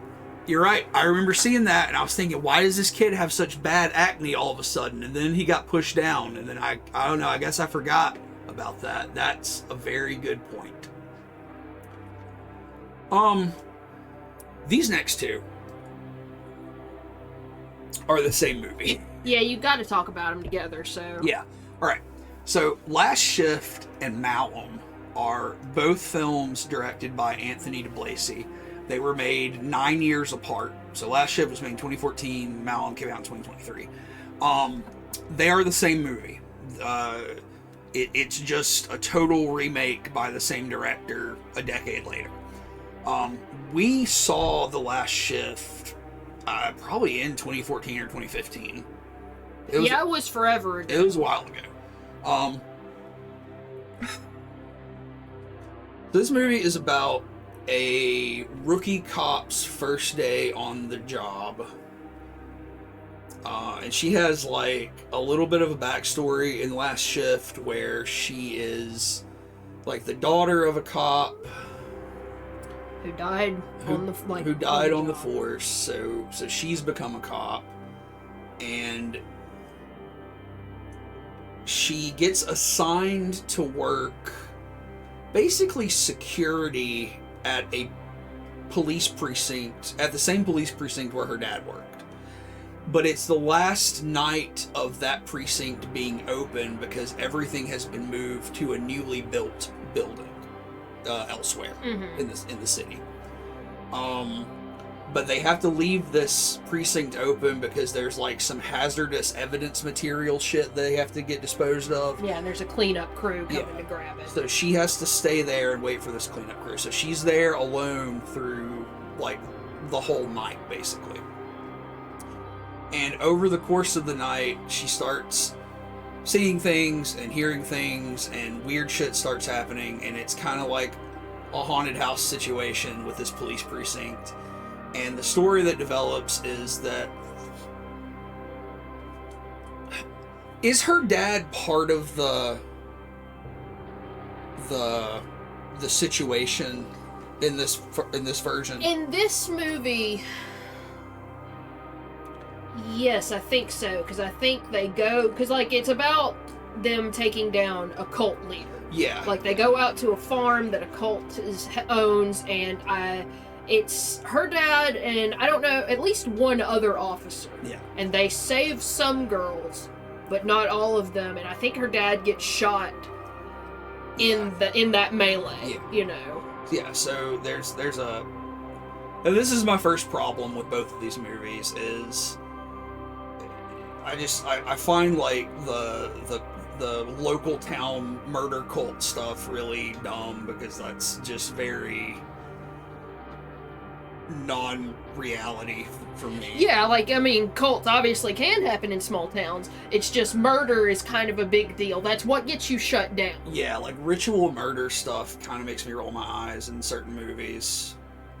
But that's the plot of this. There's a murder cult. Her dad was killed trying to take them down, but these murder cult people get arrested and taken back to the jail in this precinct that she's in, and they kill themselves. Yeah, and they ritually kill themselves. And now they are haunting the precinct, basically. And I don't know. There's a lot of stuff about like the head of this cult, this guy being like a demon. Yeah, like I feel like it's not as clear in this one, like what he's supposed to be. His name is John Michael Payman. And he is possibly a demon or possibly possessed or something. I don't know. But anyway, him and his followers and their demonic entities or whatever are haunting this precinct and torturing this lady throughout the course of this night. This movie is way more about visuals than plot. Yeah, for sure. This dude really is trying to push the visuals of his horror film, but he doesn't really have the budget to do it. But I still find it charming. I still appreciate his effort. So there's a lot of stuff like this. A lot of like people in bloody masks, a lot of people with bags on their heads. I don't hate the visuals in this film. Honestly, I like the visuals in this one better than the remake. I've been debating that myself. So in the remake, same plot. It's a little more expounded upon, Yeah. and this feels less like cop worship than the other one. Yeah, there's a lot in this one that's very like...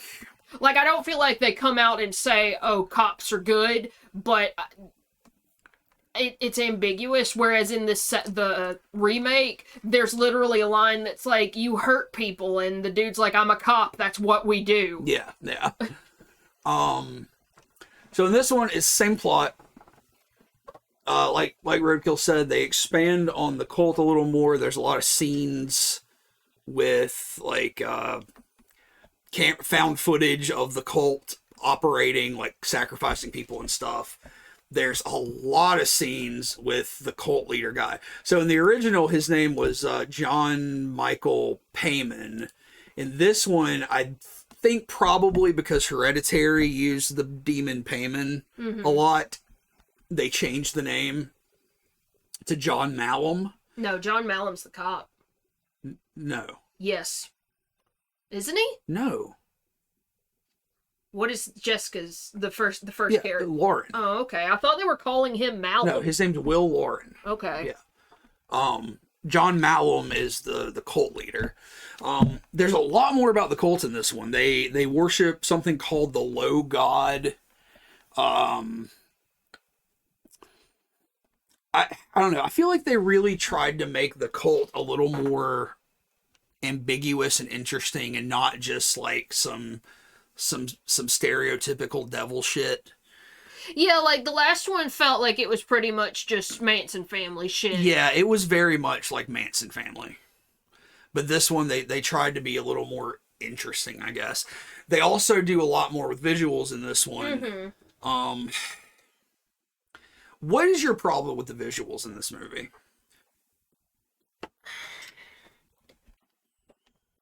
I just feel like it's...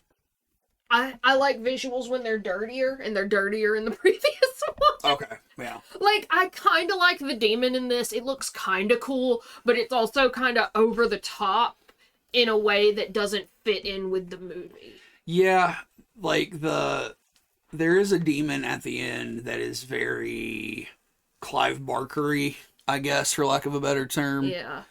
I would say Barlow, honestly. Yeah, it's obviously got some Wayne Barlow influence. Like and one thing about both of these movies is it's all practical effects. I'm coming. So Gregory is here. It's all practical effects, so it's got that go. I don't know. Like, I just have a lot of trouble with both of these because I really appreciate this dude's effort. Yeah. But I think he fails in the narrative aspect hard both times. And I really wish that the narrative was a little looser and more ambiguous and the visuals were just harder. Because I'll watch a movie that's just kind of like...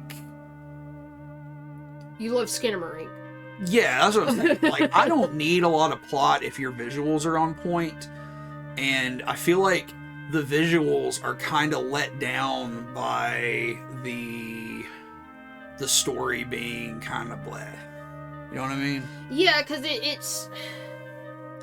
I feel like we say this a lot, where... Because we were saying it about Scream, and it's not necessarily these two schools of thought, but when you are not committed to one way or another of making something, and you're in the middle, sometimes it just comes out bland. Yeah.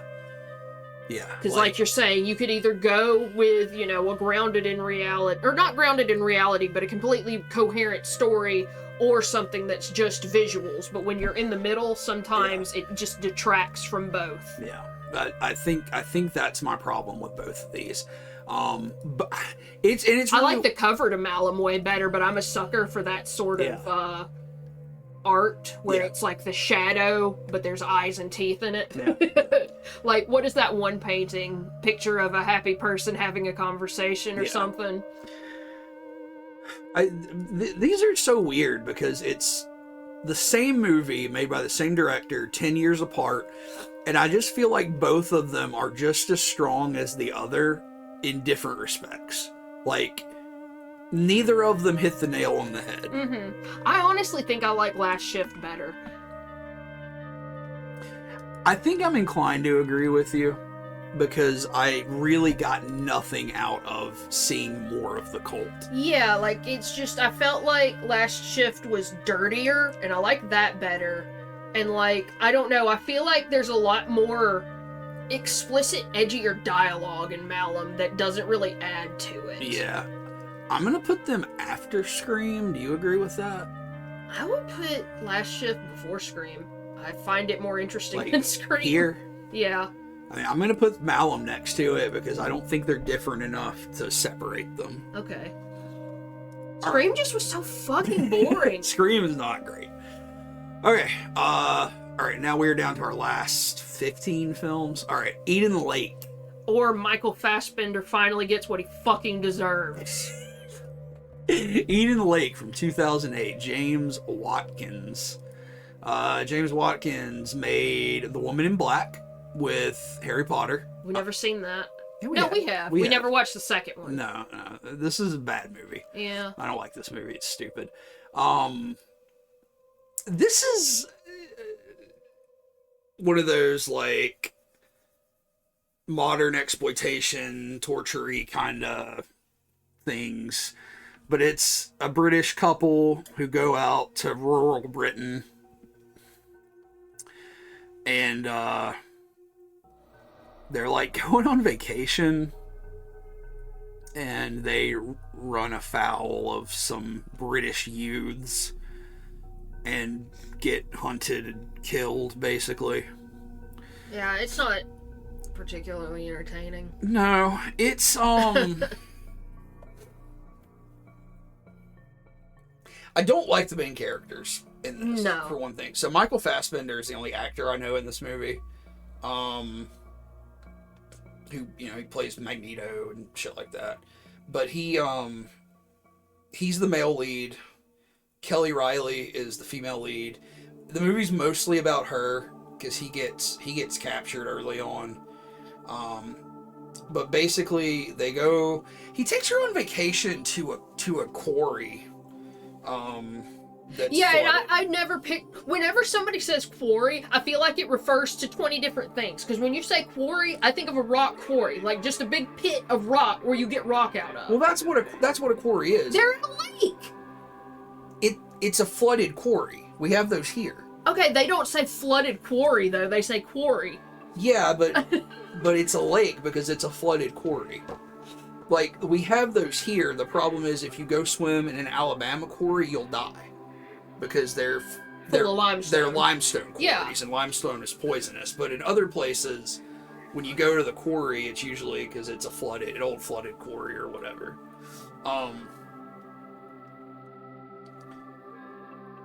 But yeah, they're just like so stereotypical, normal. They're so annoying. I really Yeah. hate this couple. Which, in a lot of horror situations, you'd feel like, yeah, you want to see them get fucking slasher filmed or whatever, but it's not really like that. It's a bunch of little British kids who are coming after them because they get in a fight. It's like these British hooligans. Okay, these kids steal their fucking car. Oh, they're awful kids. Like, they're peeping on them and they're like fucking with their shit. Then they steal the dude's Jeep and drive it around. Like, they're terrible. But then they get in a big argument about the car keys, and then somebody pulls a knife and they wrestle with the knife and they end up actually killing somebody's dog. And I don't know, it's just one of those things where, like, it's escalating violence, and that's what grounds it in reality and makes it really scary, is like, this gets out of hand really quickly, and they're British. and that's scary. And I don't know, it's a fine movie. It's a very fucking bleak movie. Oh yeah. The ending is incredibly bleak. I do appreciate it for that. I do appreciate that it doesn't have like a...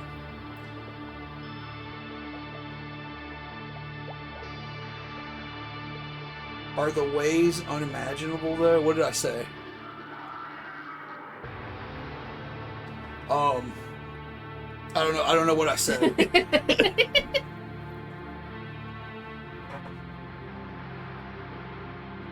But it's fine. It's a good movie. Like, it's fine to watch, but I don't think I'd rewatch it. So I gave it 3. Where's it at? Second last. Eden Lake. So as far as the 3 stars go, I feel like I'd put it here. Or would you rather watch it than Scream? I would rather neither. Rather watch neither? Yeah, so just wherever in relation. I'm gonna to put that. it right here. I think I'd rather watch it than Scream. Okay. First. What a fucking. Okay. This is one of 2 Park Chan-wook movies we watched this year. Park Chan-wook, who made Old Boy, among A fucking banger of a movie. among many other fucking films that we need to watch, because we are severely underwatched on this dude's cinematography. Oh boy. This movie is wild, dude.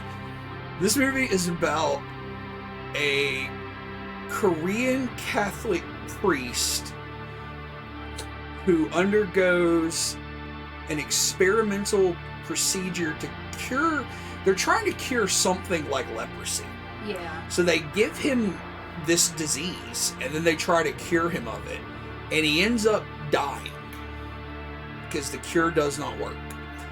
But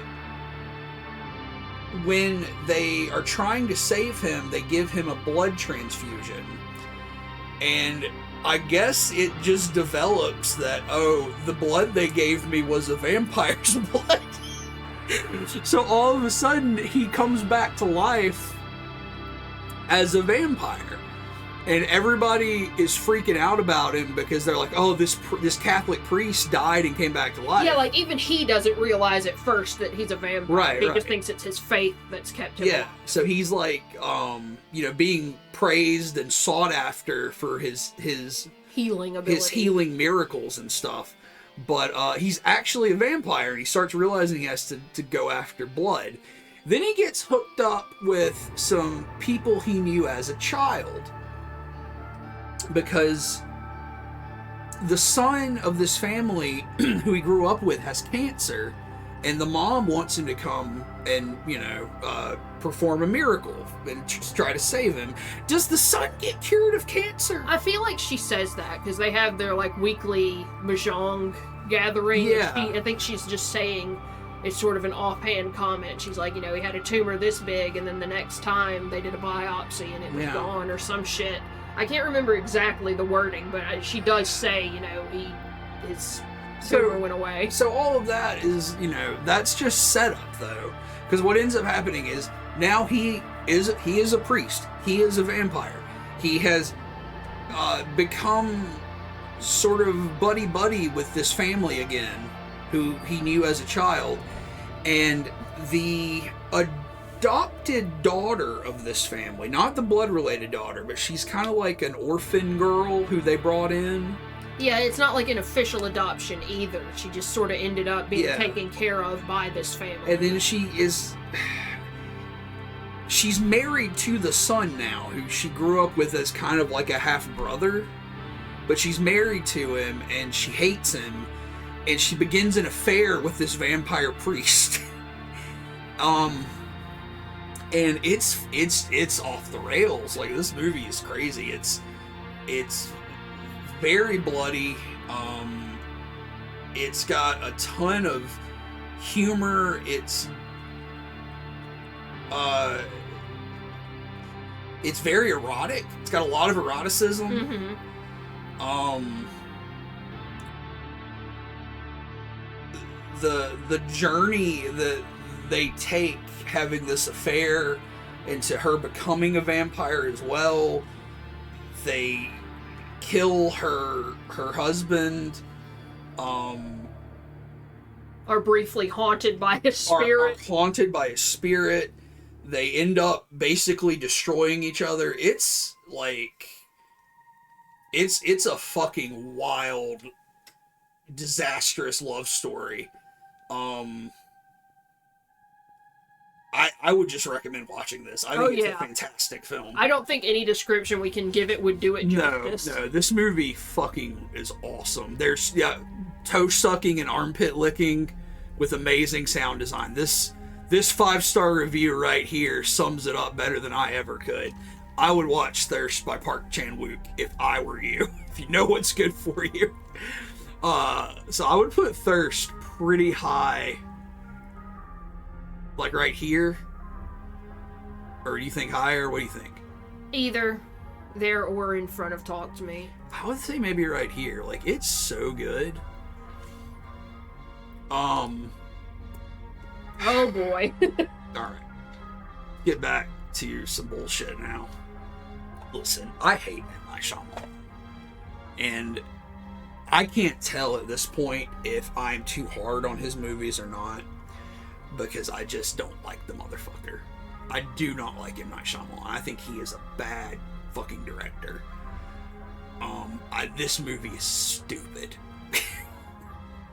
And we knew it was going to be stupid. Yeah. We watched it because we knew it was going to be stupid, and ever since it came out, we've made jokes to each other about, oh man, when are we going to watch the movie about the beach that makes you old? So we finally fucking watched it.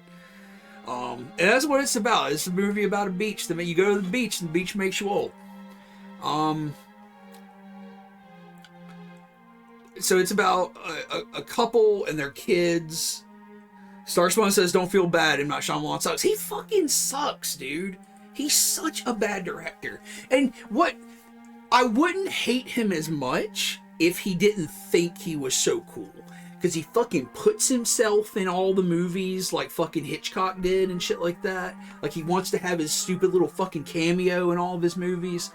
God, he makes me he makes me mad. Also, as you reminded me, he made that little documentary about himself being haunted as a kid. Yeah, like after The Sixth Sense came out, he tried to hype himself up and he had that documentary where he was like, when I was a kid, I was psychic and a ghost attack. And it's like, shut the fuck up, M. Night Shyamalan. So, in this movie, there's a family and their kids, and they go on a vacation, and they win a trip to a resort. They go, well, they don't win a trip, but they are offered this trip. Okay. It's more subtle than that. Oh. But they go on this trip, and they're at this like resort in some tropical island, unnamed island.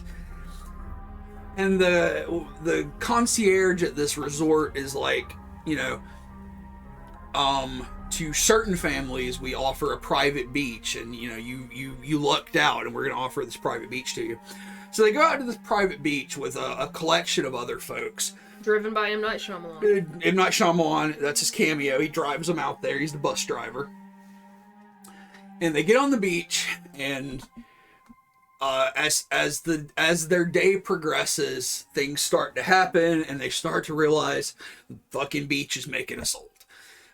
So eventually they determine that every half hour they spend on this beach, a year passes physically. Mm-hmm. Physically, they age a year. So, and therein lies one of my issues with M. Night Shyamalan is it's like, ooh, what a kooky thing to happen. What a interesting, clever thing I've come up with. And then he just wants to show you all the things that are happening, but they don't come together to tell an interesting story. And also he breaks his own rules. He breaks his own rules as well. Yeah, there are this is back to The Purge 1, where it's if you're gonna try to tell a story that predicates itself on how clever it is, you really got to pay attention to your own details and make sure that you shore up any holes, because what did we point out was really glaring? The biggest problem is, these two families come out to the beach and there's already a guy there. And we're just talking about technical issues with this plot. Yeah. And after they're there for a while, one of the kids finds a dead body in the water. Right. And they bring the body up onto the shore, and, they cover her and everything. And the dude who was there before either of these families got there comes over, and he says, damn, because guess what? Jesus Christ. There's one black character in this movie. No, there are two.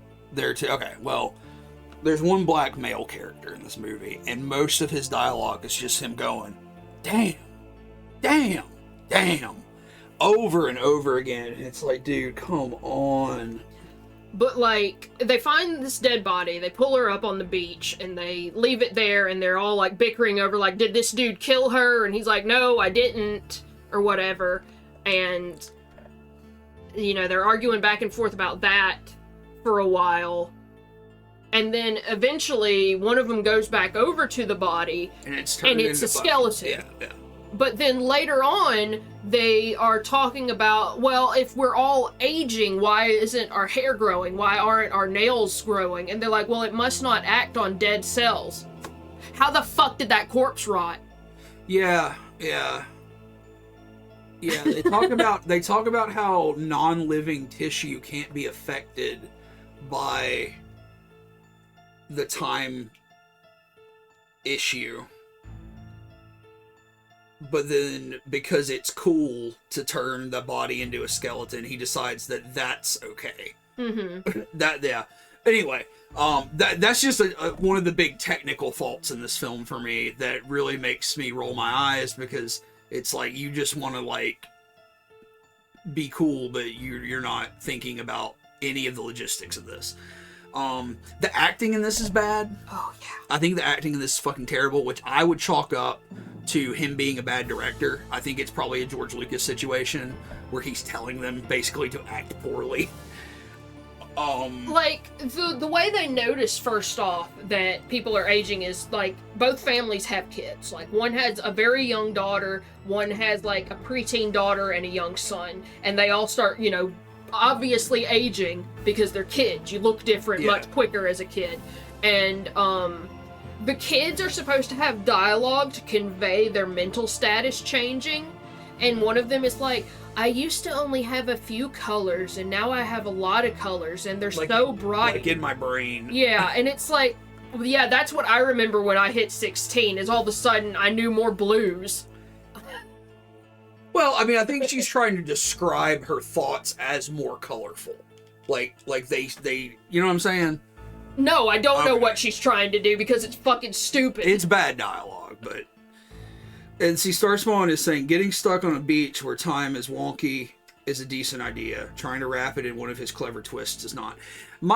I feel like a lot of his stuff works better in short, would probably work better in short format. Like, if this was a Twilight Zone episode... Yeah, because I don't even think the twist is nonsensical for this. Yeah, that's one thing. That's this movie, I think, is kind of an outlier, because the twist in this is not... There is no... I'll give it this. There is no explanation for the paranormal events in this film. Yeah. There is no twist that explains why the beach makes you... Yeah, they just say something about the minerals. They give an ambiguous whatever. It's something to do with like the location on the globe, the minerals in the water, all this kind of shit. But there is no definitive answer, and that's fine with me. And then the twist is more like, why are they sending people to this beach? And even then, it's like, it's whatever. I don't find it particularly interesting one way or the other. My problem is just more that this movie is dumb and I hate M. Night Shyamalan. Oh, yeah. And, like, we discussed this when we watched this and Knock at the Cabin. Which is coming up. Is, like, basically like what you were saying with, you know, his cameos being like Hitchcock and everything, is he's watched these, you know, he loves movies and everything. He wants to make movies. So he does all the things that he sees in movies, but he doesn't know why they work in those movies. And he thinks if he just does them, they work. I'll agree with that. His camera work is really weird in this movie. You know, I can't say one way or another how much say he's got on that, or like if there's a director of cinematography who's doing more with camera work, but there's so much weird camera work in this one as well, and it's just kind of pointless. Is this better or worse than the Insidious movie? I'm Worse. tempted to... Because Insidious has Tiny Tim. There you go. All right. Fresh. This is a movie about Bucky Barnes from Captain America Eating ass. eating ass. This is a movie that came out last year that we missed, but I saw it had a really high rating, so I put it on the list. And this is about Sebastian Stan and Daisy Edgar Jones, who she's obviously in several bigger movies. But she is an adult woman navigating the dating world, and she meets Sebastian Stan, and they, like, the first, like, half hour of this movie is very, like, rom-com. Mm-hmm. To the point where I'm like, when is he gonna fucking murder her? Yeah. And then it takes like a hard left, and you kind of know it's coming, but I do think that it's done in a pretty competent way. But I mean, basically he imprisons her, and he is going to harvest and sell her meat. Yeah, it's what he does. Yeah, he literally has like a subscription box service like HelloFresh or something. Mm-hmm. Only it's woman meat. And, like, this movie is really fun. I like it. It's funny to me. Alright. My biggest problem is this bitch ain't got no meat on her bones. Yes. Every woman he kidnaps is, like, 140 max. I don't have a problem with that because he is sending pictures and personal items from these women to the people that are buying their meat. And I think it's... How they gonna know that meat came from her? I mean, what's the point of, like, stealing the personal items and shit? I don't know. I'm just saying, like, I think it even, like, alludes to his own fucked up, like, vanity or whatever, that he's not getting fat chicks. You know what I'm saying? Because he's eating the meat too. Yeah.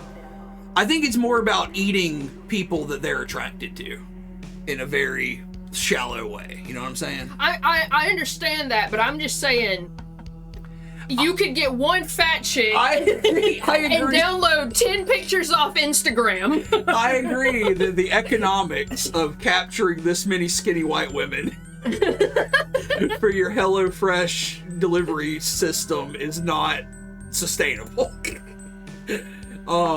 It's a fun movie though. Like, I don't know, it's got like just enough like humor in it. Yeah, there's like 3 chicks beating the absolute fuck out of him at the end. It's very fun. Her methodology for escaping is very fun to watch. I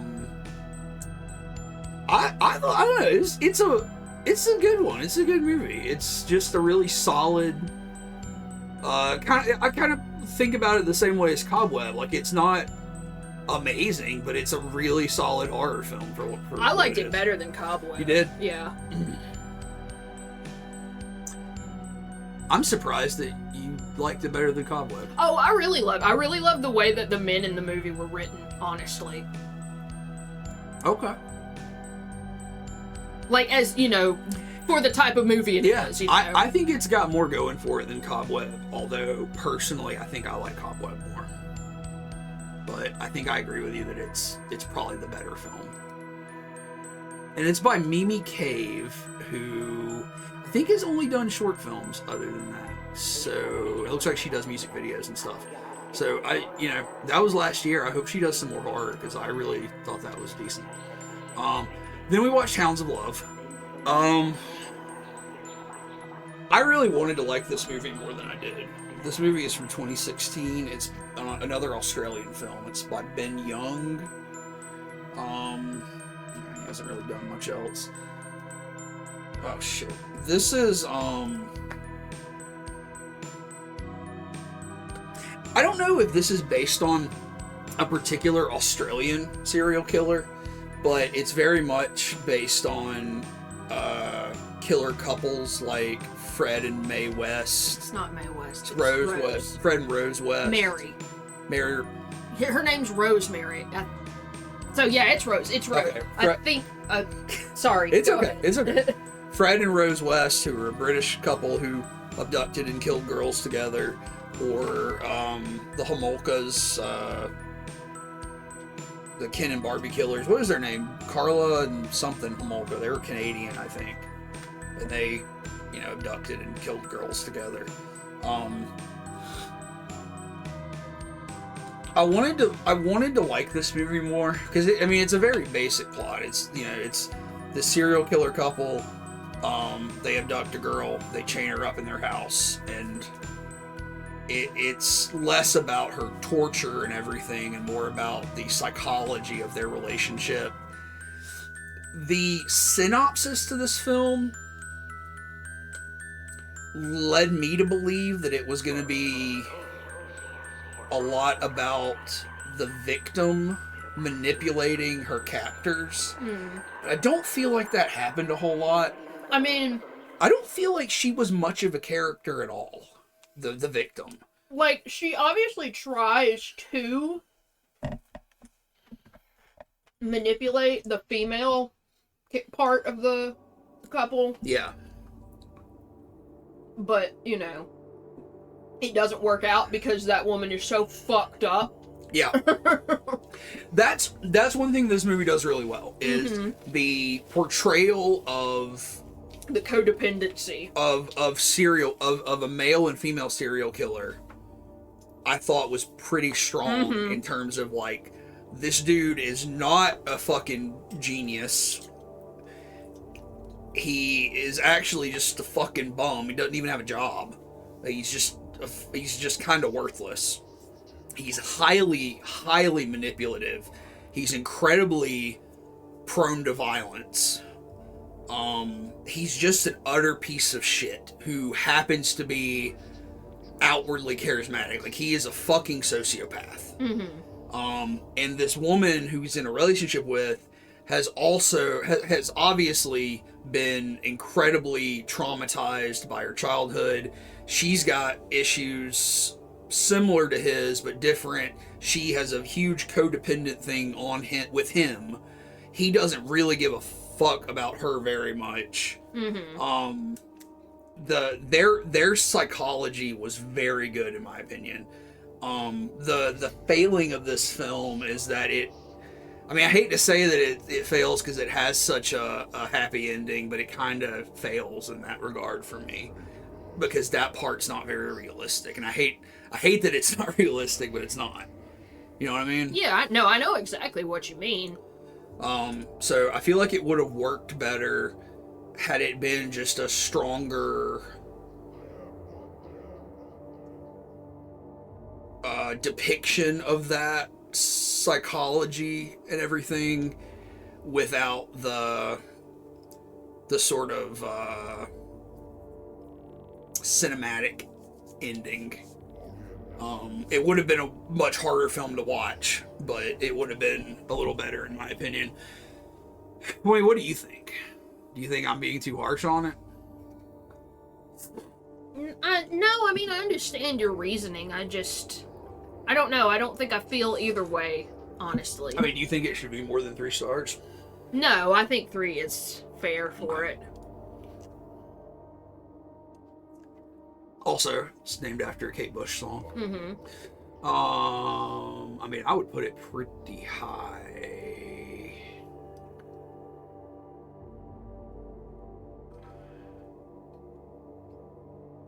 I think it's better than Megan.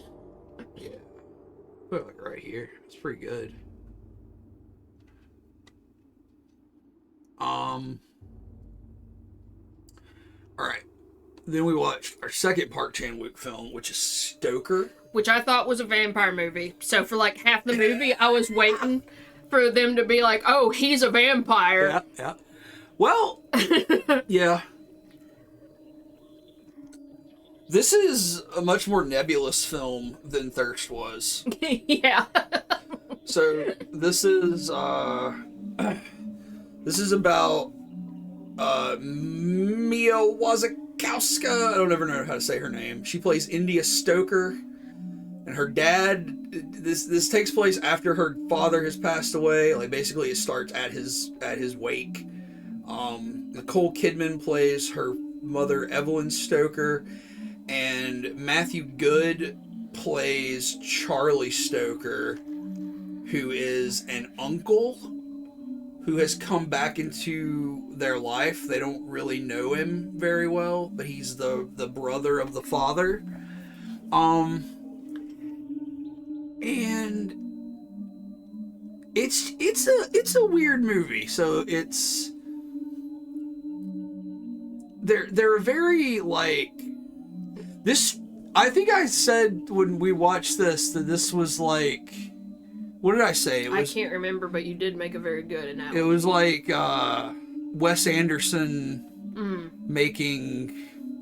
I forget what I said. It was what I was trying to compare it to, but this is very much like a Wes Anderson horror film, though.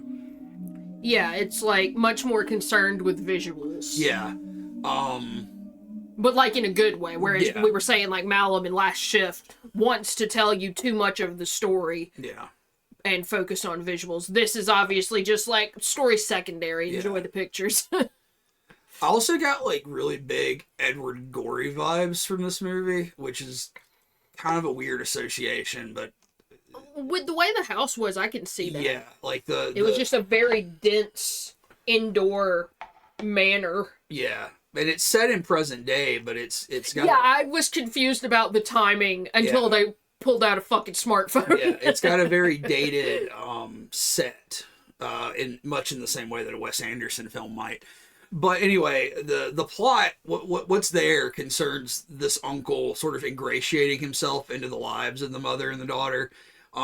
Nicole Kidman plays a really disaffected, out of touch widow who is kind of being won over by this dude's charms. It's like he wants to, you know, come in and like be the man of the house or whatever, and like he's kind of hitting on her. But then it becomes apparent later on that he is really after the daughter in a weird psychosexual way. And he is really the uncle. The plot twist isn't. Oh yeah, he is the uncle. The plot twist isn't this is some weird dude pretending to be their uncle who just showed up. and there is a burgeoning idea that this girl is not okay. She possibly has some violent tendencies that she might share with the uncle, and you know, at the end, it's nobody's okay at the end. No. It's a weird. There's a little bit of eroticism in it, just like with Thirst, but it is a weird psychosexual drama in a very, very stylistic package. I loved this movie. I think I liked it more than Thirst. I liked Thirst better, but that's going to come fair. down to personal preference. That's fair. I think it's probably just a Western palate thing for me. But I like Stoker a whole lot. I'm glad we watched it. I've been wanting to watch it since it came out, because it's just one of those movies where I never knew what the plot was. And it had the name Stoker, so I thought it had something to do with vampires. Like, I knew it looked really nice. I knew Nicole Kidman was in it, and I was like, man, I need to see that, but I just don't know what it's about. We never got around to watching it. But it's really good. Pearl. This is the prequel to X that came out in 2021? Yeah, oh no, they both came out in 2022. Okay, I agree with that 5-star review. She's so insane. Love her. So in X, which is a Ty West movie, Ty West did House of the Devil, which I fucking love that fucking movie.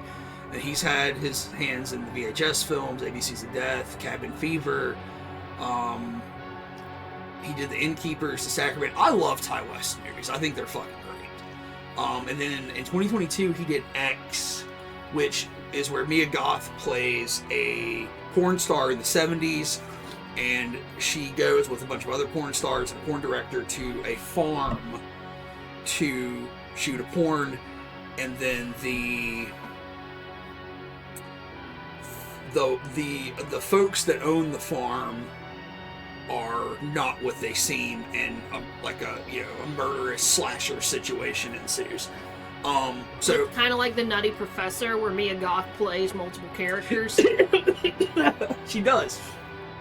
Mia Goth plays the young porn star in that film, and she plays the old woman who is a sadistic, lustful murderer. In old person makeup. And Mia Goth co-wrote this movie. Yeah. So in this one, which is the prequel for that character, where she also plays that old woman, but as a young woman in the 1930s or 40s. It's 40s. It's 40s because it's set during the war. No, it's during the. No, it's not. It's set during World War One. Okay, well there is a war. Yeah, I'm sorry. I think it's set during World War One. She plays the young version of that old woman from X. And it's basically just her living in existential hell on this farm. Yeah, this fucking failing farm. Yeah, it's a failing farm. It's during the Spanish flu. When is the Spanish flu? 1919. Because or the 1920s, because it repeat. Yeah, 1918. So yeah, it is during the First World War. So really interesting plot point there is that, or topical plot point. It takes place during the Spanish flu. So just like now, everybody's running around with masks and stuff. So that was really interesting. But the farm's failing. The dad I think he had the Spanish flu or something, and now he's like completely invalid. Can't even talk. Mm-hmm. The mother is this like domineering, hard-ass German immigrant lady who just treats the daughter like shit because her life is shit. She is married to a guy who is overseas fighting. And she wants to be a dancer. She wants to be like a chorus line dancer. But she is kind of dumb and kind of fucked up. And there's something wrong with her. And it's, after that setup, it's basically just like the first film where things are not going her way and she fucking can't help but just fucking murder people. Did you like this movie? I thought it was great. I love this movie. Yeah, and then Mia Goth did co-write this with Ty West, and I love when an actor or an actress gets invested in the character they play, which is at least something I could say for the Insidious movie as well. Is at least that dude was interested in playing that role, but she's really into this role, and I think she's really good in it. And there's going to be a sequel as well. So this is the prequel to X. There's going to be a sequel to X called Maxine, where she plays the original porn star from X in the 80s rather than the 70s. So that will be interesting as well. But yeah, this one is just sort of a portrait of, what is a much smaller role in the original movie in X. She's just the killer. You don't know a whole lot about her. So this sets up that character in a really interesting way. And I don't know, I just like when this movie wasn't necessary, but everybody seems like they really wanted to make it, and it came out really good. Yeah. So I thought it was good. I liked X a lot too, so I'd put it like right here. What do you think? Yeah. I don't think it's not as good as like some of these like plot wise. I feel like the thing is I wouldn't want it to be a standalone film. I'd want the other movie because the other movie's really good. That's accurate, yeah. Like it can be, obviously, because I mean the shit that happens in X isn't even mentioned. Yeah. Oh my god. Then we watched Roman Polanski's Repulsion. So another what if people had autism scary movie. I also fucking caveat because Roman Polanski is a fantastic director. Made Rosemary's Baby and Chinatown. Love these movies.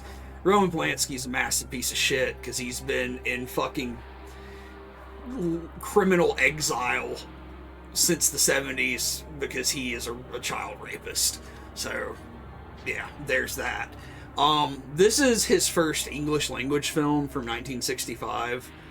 And it's always high on horror film lists.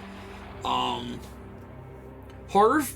cinema, the horror genre in general does not have a good track record with mental health, obviously.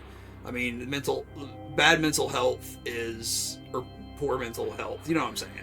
Mental illness is a common trope. Mental illness. Mental illness is a common trope in horror narratives. And that's what this movie is. It's a movie about. It says specifically androphobia. Yeah, I was gonna mention that because like if you just watch this movie now, at least I feel like to me it's just a movie where a young woman with obvious issues does not treat those issues and suffers badly for it. But apparently, I would assume this is probably the actual intent of this film. Is she's supposed to have androphobia, which is the pathological fear of interaction with men. And yeah, most of her problems in this are because of, like, men interacting with her in one way or another. But, like, that's not the only issue she has, so it's, you know, if you just watched the movie without reading that, you would assume that, you know, and it's not something so specific, at least. Yeah, or so, frankly, misogynistic is the way I feel about it. I feel like that's a misogynist film to make as Roman Polanski. Yeah. But I do think that if, you know, the way I graded this was just watching it for what was on the screen, which to me was a very dated but visually interesting portrayal of, you know, somebody losing their grip on reality, which, if the movie got made now, probably wouldn't be that interesting, but given that, you know, this is made 1965, it's a classic, I can appreciate it for its place in the time period and whatnot, and in the canon of horror films. And I thought it was really good. It has a lot of cool effects. There's a lot of scenes where her apartment is literally cracking apart, which is not really happening, but it's like, you know, a real practical effect where the walls are fucking cracking apart, and then there's a lot of scenes where hands are coming out of the walls to grab her and stuff. And I may just be picturing this wrong, but it felt like there were scenes where the apartment was bigger. Oh, yeah. Okay, I couldn't tell. Yeah. There are scenes where, like it had that very dreamlike quality. Yeah. Where it's like you would walk across a room in your house and it would take you 3 steps, but in your dream it's like forever. Yeah. Like you can't get across the room. There were definitely scenes where the rooms were changing sizes between scenes. There's also a lot of scenes where the apartment just gets wet. Yeah. Like the whole apartment will be wet. Yeah, because like there's like a wall that looks like Adobe or whatever, and her handprint is showing up in it. Like there's a leak in the wall and it's making it soft. Yeah, I just feel like visually there's a lot of good stuff here in terms of, like, is this happening? Is this part not happening? Yeah, because I remember making that joke that, like, yeah, all the other shit, that's not happening, but the apartment deteriorating, yeah, you're renting this place. You know it's deteriorating. Yeah. So, yeah, I mean, for what this movie is and the time period it came out in, I think it's a really good movie. Fuck Roman Polanski. He's a piece of shit. But I do think this is a classic, and it's a classic for a reason. I'd put it like here. Should it be higher? No. Given what it is, maybe right here then, or here. I would put it there, I guess. Okay. Here. Put it right there. Okay. Fucking M. Night Shyamalan, round fucking 2. And interesting fact, you rated this a 3 to begin with, and then you learned more about the book and went back and changed it to a 2. So this is Knock at the Cabin, which is an adaptation. I think this is M. Night Shyamalan's second adaptation. His first adaptation being Avatar: The Last Airbender. So this is his second adaptation, which is an adaptation of Paul Tremblay's The Cabin at the End of the World, which is a novel that I own but have not read, unfortunately. But I did go read the synopsis. I couldn't help myself, because after this movie was over, I was like, that can't be the plot of the book, right? So I went and read a synopsis of the book, and, maybe Starspawn can clarify one way or another, but from my understand, it's not the plot of the book. Or, like, there are very... The ending is not the ending of the book, right? Batista is in this movie, and he's really good. He's got such a baby face in this movie. He does. I really like Batista. You know what? All of the people here that roll up to the cabin, are really good. Ron Weasley is here. Yeah, Rupert Grint's barely in this. Rupert Grint is in this movie. And does one homophobic thing, dies. yeah, gets his shit kicked in pretty quick. Is this the lady from Old? Maybe? Sabrina? Yep, yeah. So this was the other black character in Old that I forgot about. Sorry. So she's also in this. These characters are good. In fact, every actor in this movie pretty fucking good. The family, who are they? It's Gwen is the little girl, it's their adopted daughter, and then Andrew and Eric? Yeah. Andrew and Eric.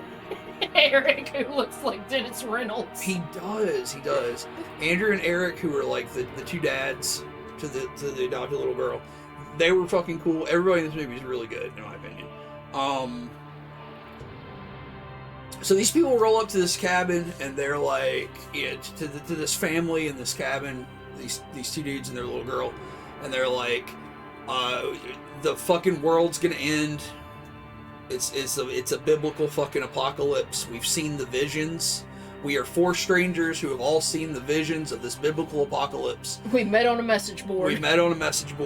And we have been led here by God to tell you that the three of you as a family have to decide to willingly sacrifice one member of the family to save the world from ending. And then every time they give them that ultimatum and they hold them hostage and they're like, we can't kill you, but we are here to make sure that you understand and take one of your own lives, right? Mm-hmm. Like kill one of your family members here. And every time they say no, because that's a batshit proposition, they're like, okay, every time you say no, a great judgment will be cast on humanity and a huge catastrophic event will happen. So every time they tell them no, these four folks, one of them gets killed by the others, and then they turn on the TV and like some crazy things happen. So like the first time it's like flooding. It's like an earthquake that's causing mass flooding and it's killing a bunch of people. Yeah, and then like airplanes start falling out of the sky. And there's like a massive outbreak of some of a plague, yeah. So, you know, it's an interesting film. And I do like the acting. I think Batista's really good in this. M. Night Shyamalan's cameo is he's selling a slap chop on some infomercial. Yeah. My problem is the ending. The ending was like, what's the point of this movie? Uh-huh. I didn't understand what the point of the movie was at the end with the final resolution. So I was like, I just don't feel like that's the plot of the book. And I'm not going to reveal it, but from what I understand, from what I read in the synopsis of the book, that's not how the book ended. The book seems to have ended in a much more satisfying way than this movie ended, for me. Or at least more meaningful. More meaningful. So, fuck this movie. Fuck M. Night Shyamalan again. I think somebody, I don't know if he wrote the script or what, you know, I don't know how much control he had over that, but I feel like somebody took an okay book and kind of hacked it into a bad movie. So I'm not giving too much credit to that. Now, that being said, it's definitely like here, I think, because it is fun to watch for the most part, but not a great one. Alright, every year we watch Nightmare Before Christmas. I think this is a fucking S tier. We watch it every year. Fucking 5 stars. What's there to discuss? Banger. Yeah, nothing really to discuss here. Not a huge Tim Burton fan these days. I don't really like most of his modern stuff, but you know, his designs for this movie are good. Henry Selick, who is the director, did Coraline, did James and the Giant Peach, did fucking Monkey Bone. He's a really good director. He has a new movie called Wendell and Wild with Key and Peele in it, which looks cool. Of those designs. Yeah, I think this movie looks really cool. It came out last year. I really want to see it, so I think we're going to try to watch that soon. But, yeah, Nightmare Before Christmas is just 76 minutes, just over an hour. It's fucking banger. All day long, every day. I would, it's S tier in my opinion. It's like one of the best stop motion films ever made, so fuck it. You had never seen this movie. I hadn't. This is John Carpenter's Body Bags, where I guess John Carpenter and Tobe Hooper direct everything in this. So John Carpenter, of course, is Halloween and fucking Disgusting. The Thing, They Live, Escape from New York, Big Trouble, Mouth of Madness, fucking banger after fucking banger of film, fucking titan of cinema. And in the 90s, he was like, I want to make a stupid ass horror anthology. So in 93, he made Body Bags with Tobe Hooper. Tobe Hooper, who directed Texas Chainsaw Massacre 1 and 2, Poltergeist 1, even though maybe Spielberg directed a lot of Poltergeist, directed Salem's Lot, directed Life Force, Funhouse. Yeah, also a lot of really, really good stuff. Both huge horror directors. Directed this incredibly fun little horror anthology. I love this movie. I couldn't believe you had never seen it. I could have swore we watched it together. But, this has 3 stories? Yeah. Yeah, 3 stories in it, plus a wraparound story, where John Carpenter is a mortician, doing like the Crypt Keeper horror host kind of thing. He's fucking killing it. He loves it. This has 3 stories. The first is a pretty like standard, kind of feels like an urban legendy kind of killer movie where a woman is stranded at a gas station she's working at alone at night, and a killer comes after her. That's my favorite story in this collection, even though it's the most basic. I just love the atmosphere of it. The more memorable story is probably the second and third one. Yeah. The second one is Stacy Keach. Stacy Keach, who plays a balding man who can't handle his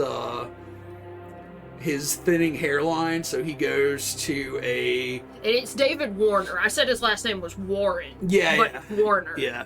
So, let's see. Stacy Keach and David Warner in the second one. So Stacy Keach, who is, he's been in a ton of shit. He's really good in everything, in my opinion. I really love him in Road Games. Yeah. How far down on the list is that movie for him? He was in Icebreaker? Yeah. Well, anyway. And then, yeah, David Warner, who's in Scream, Mouth of Madness, Titanic. Dude, he's in a ton of He's in fucking The Omen. shit. He's in Straw Dogs, speaking of The Purge. He's in Quest of the Delta Knights. That's the most important thing. He plays 2 roles in Quest of the Delta Knights. Everybody associated with this movie fucking rules. Sam Raimi has a cameo in this. But anyway, Roger Corman is on the cast list. who does Roger Corman play? Dr. Bregman. Roger Corman is one of the doctors in The Eye, in the Eye story with Mark Hamill. Is he that old ass motherfucker? Yes. Oh my god. Oh, he's old. Roger Corman's been old since the day he was born, man. Damn, I didn't even catch that. We have not seen Time After Time, Starspawn, but I know that it's a really good one that we should watch. Yeah, the second story, Stacy Keach gets hair transplants, and they come to life. And they turn out to be aliens. And they turn out to be, it's fucking hilarious. And he has a big, long mane of, like, fucking Dream Theater James LaBrie hair. Like, there's a scene in that movie where it's a bunch of 90s dudes walking around with long, flowing, silky hair. Bunch of star spawns. And yeah, that's what Starspawn looked like in the 90s. But just every one of them to me looks like somebody from a prog metal band. Mm-hmm. And then the third one is starring Mark Hamill as a baseball player who loses an eye and gets an eye transplant. But it's the eye of a killer. Mm-hmm. But it's really good. He plays... I love like, not even when he gets possessed by the killer, just the dude that he's supposed to be playing. Yeah. He's just got that accent. Yeah, it's so funny to me. Yeah. Because it's you know, you think of him, you think of Luke Skywalker. I know he's been in, you know, other shit, but that's just who you think of. So you hear this southern drawl coming out of his mouth, and it's like, what? Yeah, he's straight. He sounds like he's from the southeast. He sounds like a fucking like NASCAR driver or something. He looks like fucking Jeff Foxworthy. He looks like Jeff Foxworthy. He's so good in that role. Love this And movie. you see his balls. Okay. There is a sex scene in this in that last story with Mark Hamill and Twiggy, who is like one of those it girls from the 70s with, like, you know, like she would hang out with fucking who's that cat? Warhol? Andy Warhol and shit. She plays Mark Hamill's wife in that last story, and they fuck at one point, and I had to back the movie up and pause because you straight up see all of Mark Hamill's balls and like half of his dick. And I was like, damn, they just got Luke Skywalker splayed open here, like shit. But anyway, yeah, if you want to see Luke Skywalker's balls, watch this movie and keep your remote handy to pause. Eagle-eyed viewers. Eagle-eyed viewers will catch some Jedi balls. Where would you put this on a 4-star list? I'm tempted to put it right here because that's what I fucking love it. That's right, we saw Skywalker's lightsaber. Evil Dead Rise. Pretty good. Loved it. So this is the 5th Evil Dead movie? I feel like we need to go back and rewatch that reboot. Yes. Because I don't remember liking it that much, but you liked it. Yeah. Like, yeah. I didn't hate it, but I just didn't care. You know? Yeah. So, like, Evil Dead goes Evil Dead 2, and then Army of Darkness. And that's the Bruce Campbell trilogy. Mm-hmm. And then there is a reboot from, like, 2014, which is just called Evil Dead, and it's, you know, just a reimagining of Evil Dead 1, but it sort of eschews all of the camp and the low-budget humor of the first couple films, and it's just kind of a grueling, bloody horror film, and it's good. I think it accomplishes its task really well. I like the reboot. But then Evil Dead Rise is... I don't really know what to think about this movie. It's not really a sequel to the original or the remake. It doesn't even have the Necronomicon in it. Because the book that's in this movie, they call it something else. Yeah. There were 4 dead kids, so that's why it's got 4 stars. Yeah. They do kill a lot of kids in this one. Because this is set in a high-rise apartment building, like on the top floor, and it's a single mom and her 3 children and her slightly estranged sister who's come to see her. And there's an earthquake, and one of the kids unearths... There's like a bank vault under the place they live, and he finds a book, a tome, and some records. Which you, of course, had to point out Yeah, all the ways it should or shouldn't work. The record thing was kind of weird because he's like a DJ. He's got turntables, so he puts the records on and plays them. and they're like these really, really, really old records, and I feel like, because like what's on them is like the tape they play in the first Evil Dead that recites the stuff from the book and summons the Deadites, right? Mm-hmm. So he's playing it on a record player. And my problem is like, who pressed these secret records? Mm-hmm. But if they weren't pressed, they would have to have been cut.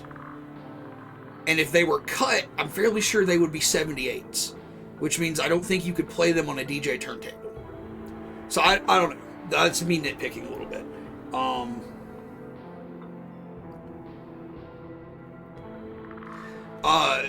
But this is a really just, like, it goes for it in terms of like Evil Dead, demon possession, carnage. Yeah, and I liked, like, maybe that was the part I didn't like about the reboot. Mm-hmm. Was, Not enough demons. yeah, probably. We need to rewatch it. Because, like, this one felt in the spirit of that, like, the taunting Deadites Yeah. and, like, the comedy aspect. And, like, that's what I want when I see Evil Dead attached to it. If you're not gonna just give me Bruce Campbell, you've got to at least give me that. I think you're right, and that's what I started when we were going to talk about this just now. I started to say this is a sequel to the Bruce Campbell films, but it's not. But tonally, it is. Yeah. Tonally, it definitely is.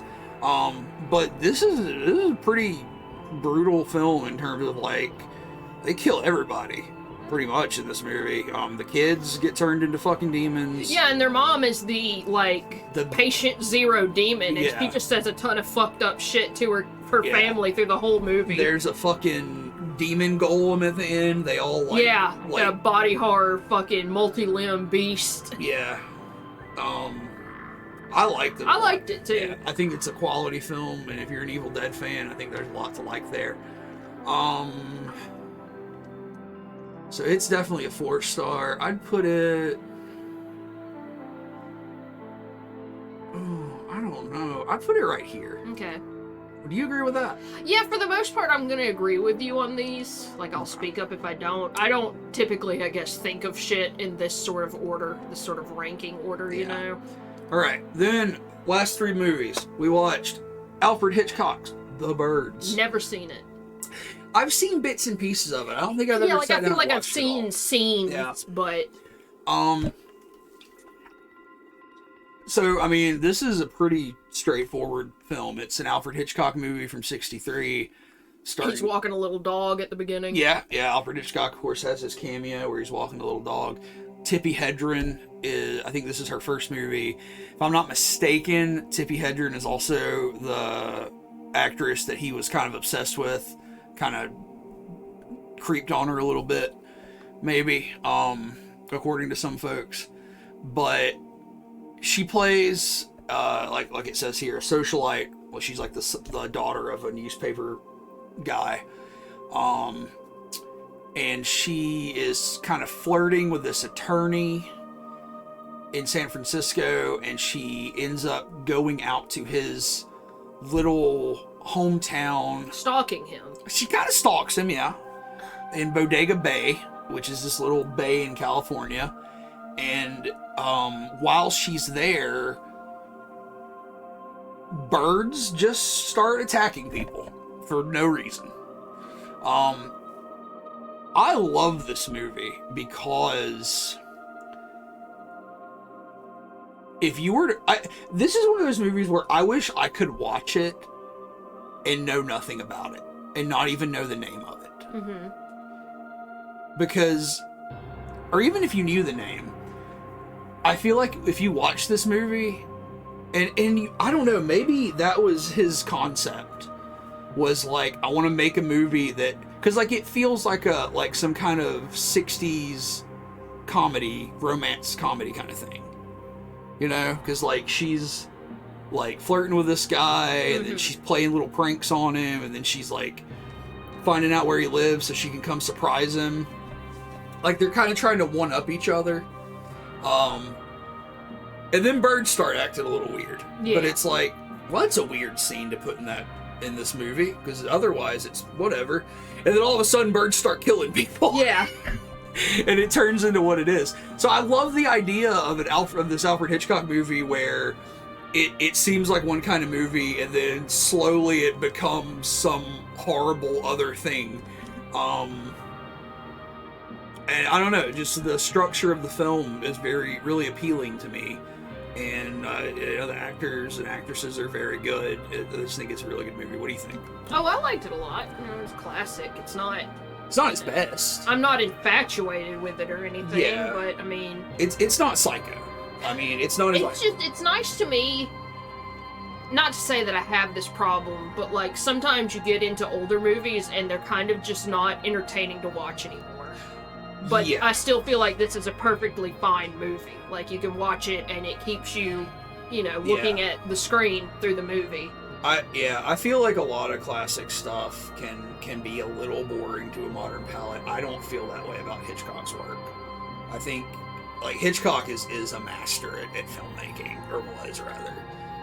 But again, though, it's not Psycho. It's not like that iconic, but it's a really good movie. Plus, it's in color. I think it's probably the only Hitchcock film I've ever seen that's in color. I don't really have anything bad to say about it. The birds. But where would I put it here? I think it should go in front of Repulsion. Possibly in front of Creature. Definitely in front of... No, I'm put it in front of Julie's Eyes, too. Okay. Alright. Then, this was kind of our big watch this year, Black Swan. Because this came out in 2010. It came out 13 years ago. We've never seen it. And one thing I've always heard about this movie is I've heard it's kind of a ripoff of Perfect Blue. Yeah.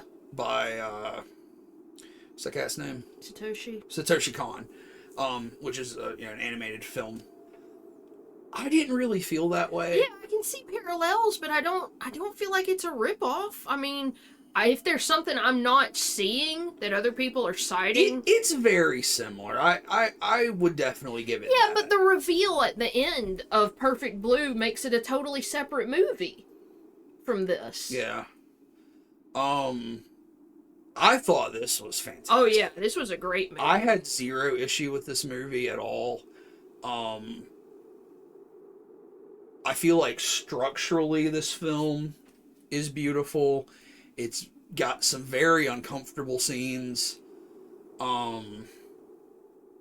This is Natalie Portman playing a ballerina who gets the chance to star in the Swan Queen. Is What is it? Is it the Swan Queen? I'm stupid. I don't know. Me too. I always want to say the Swan Princess, but that's a kid's movie. Yeah, I think it's the Swan Queen. I don't know ballet, and it's escaped me. But her psyche is obviously very fragile. And she's in a profession that is extremely physically and mentally demanding. Yeah, and that's just to speak on like the demands of the art itself, not to mention dealing with like aging up and this kind of thing, and dealing with all the people around you, and the guy who is basically their boss, their director, is kind of a fucking creep. Which is often the case in the entertainment industry. So yeah, it deals a lot with that kind of thing. Mila Kunis is in this as kind of a villain, but not really. Her role in this is really interesting. Barbara Hershey plays the mother. Yeah, Barbara Hershey plays her mother. Her mother, with as little screen time as she has in this film, is a fucking monster in this film. Starspawn says, do you think her mom was real? Oh, I don't know. are there clues that she's not? Because that would be really interesting. Winona Ryder is in Yeah, this. because Winona Ryder showed up, and I'm like, is that Winona?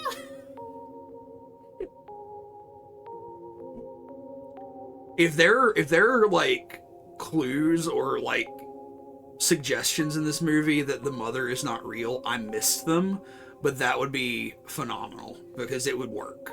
I could, like, understand that, yeah, because they're... I don't know, the only scene I could think to corroborate that off the top of my head... Starspawn says that's just thought. I mean, like, it would make sense. I'm not sure that there's anything in the movie that would suggest that, so I would say that it wasn't the intent. But, like, most of what's happening, most of the really upsetting stuff in this movie is in Natalie Portman's head. Yeah, and her mom is one of those things. Yeah, but I feel like the argument against it there would be, you know, she envisions Mila Kunis's character as her rival throughout all of this. Yeah. But, like, in reality, it'll show Mila Kunis in a way that completely negates that. You know, like... Yeah, but you don't really know which of those portrayals is real, even at the end of the film. Well, you know one that definitely didn't happen. Well, you do, but... I don't know. There's a lot going on in this movie, and I think it's all executed well, and I gave it 5 stars. Oh yeah, I loved it. It was great. Like, I'm not gonna argue that, it couldn't be taking a ton from Perfect Blue. It's just that I don't see it as a ripoff because the endings are different and therefore make it different movies, in my opinion. I think it's probably maybe just as good, but I think it's fantastic. I thought it was a great film. And then our last one, which is another annual watch, is Over the Garden Wall, which is a 10-episode miniseries from Cartoon Network. Created by Patrick McHale. Patrick McHale, and I guess it's directed by Nate Cash, but Patrick McHale did most of the like creative work on this. Starring Elijah Wood as Wirt, and his brother Greg is played by Colin Dean. Fucking what's his fuck is in this? Lloyd, Christopher Lloyd. Is that the Doc dude? Brown, yeah. Yeah. Christopher Lloyd. Yeah, Christopher Lloyd is in it. This is Why is he not there? because he's not in every episode, I think. Oh, okay. So they I don't know. But this is, in my opinion, like a perfect autumnal Halloween watch. It's one of my favorite animated things of all time. It also takes place on Halloween, so it's like Halloween night into November 1st, so it's perfect to watch at that point in time, too. Set on Halloween. It's an easy watch in one night, because it's 10 episodes, about 15 minutes per. It's 109 minutes altogether. It's about two brothers who are lost in the unknown in the woods. And over the course of 10 episodes trying to get home, they encounter all kinds of bizarre and strange, supernatural, sometimes, characters and events. The voice acting in this is top fucking notch. The art in this is top fucking notch. The storytelling is top notch. The soundtrack is amazing. I have it on vinyl. It's so good. I get songs from this stuck in my head all year long. If you haven't watched Over the Garden Wall, you need to watch Over the Garden Wall like as soon as you can, because it's fantastic. What do you think? Oh yeah, I love Over the Garden Wall. I have the art book. Yeah, it's trying to think of anything like particularly stand out about it. I mean, it's got like this beautiful mix of like classic Americana, classic cartoon imagery. You know, it's sort of a dark fairy tale kind of thing. It's got a lot of like ragtime and blues influence and classic American songbook influence on the soundtrack. The background work for the scenes is beautiful. And just if you're like a Halloween fan, you know, if that's like your holiday, then this is your fucking shit right here, because it's a classic. It's amazing, and it's like top of my list. So that's our list for this year. So we did Over the Garden Wall. Let's start from the bottom. So worst movie we watched, Winnie the Pooh, for sure. Second to worst, Old. Third is that fifth Insidious movie, Knock at the Cabin, also not very good. Wouldn't recommend these movies, other than you might have a laugh. You know, working our way up, Invisible Man's Revenge, The Mummy's Curse, Invisible Woman, not great Universal flicks. First Purge and Forever Purge, not great entries into that franchise. Vampires, If you have to watch a lesbian vampire movie, it's okay. Creature Walks Among Us, The Mummy's Hand, The Mummy's Tomb, Revenge of the Creature, House of Dracula, Invisible Agent, She-Wolf of London, Werewolf of London. These are perfectly fine Universal films, but if you're really wanting to watch good ones, like classic ones, I would skip them. The new Scream 6, nah, I can't recommend it. Eden Lake, if you're into like exploitation, torture porn kind of horror, and you've watched all the rest, give Eden Lake a try. If you're into horror visuals and demon stuff, I would watch The Last Shift in Malum. I would watch The Last Shift, and if you like it and you want to give Malum a try, since it's the same movie, I think they're both worth the watch. I'm gonna do this. if you're into fat Russell Crowe, Yeah, I think the Pope's Exorcist is not as good as these. Pope's Exorcist kind of sucks, but it's got some humorous moments. It's kind of worth the watch if you're a horror fan. But The Mummy's Ghost, Frankenstein and the Wolfman, House of Frankenstein. You're getting to better Universal entries here as far as those franchises go. yeah, I feel like if you watch the originals and you want a little more, those are a good place. The Purge 1, 2, and 3. I like 2 and 3 more than the first one, but I would watch the first 3. I think the first 3 Purge movies are worth the watch. I think they're good. Wrath of Becky, I would watch the original, the first movie, Becky, and then watch Wrath of Becky. I think those are pretty decent sort of revenge movies. Renfield was a very fun modern vampire movie, very funny. It's got Nick Cage. Megan was a perfectly serviceable take, like sort of a modern take on Child's Play with like some modern technology shit wound into it. Son of Dracula and The Ghost of Frankenstein. Really getting better with the Universal movies on these. Last Man on Earth is an okay Vincent Price vampire movie. Hounds of Love, if you like serial killer stories, really worth it. Guinea pig movies, I would just watch them first to last, 1 through 6.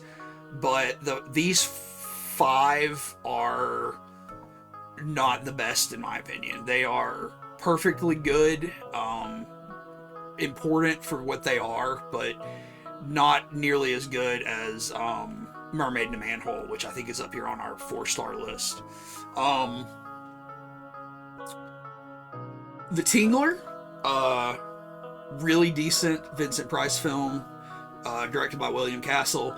It's got a really interesting horror gimmick. Fucking put in a vibrator and recreate the gimmick if you want. Yeah, just stick something up there and you can have fun. Invisible Man Returns was the least good of the good Universal movies, is basically how I would put it. It's fine. Dracula's Daughter is like 75% a really good movie with some really not great stuff in it as well. Invisible Man, pretty decent. It's, you know, heavy on the science fiction stuff. Guinea Pig, Mermaid, and Manhole. Excellent entry into the Guinea Pig films. Standalone, if you just like bloody horror, I would check this one out. Gross horror.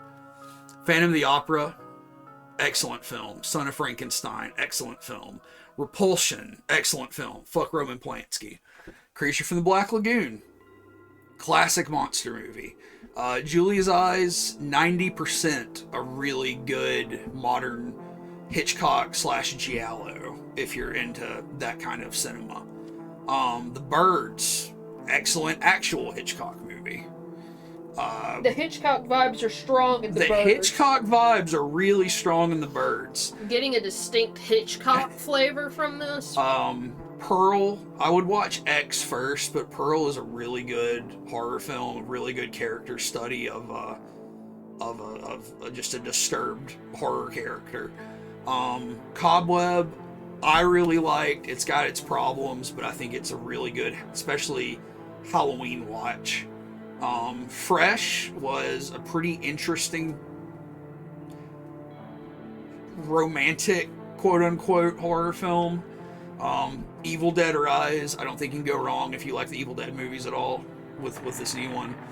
The Girl with All the Gifts was a decent, really decent horror or zombie film.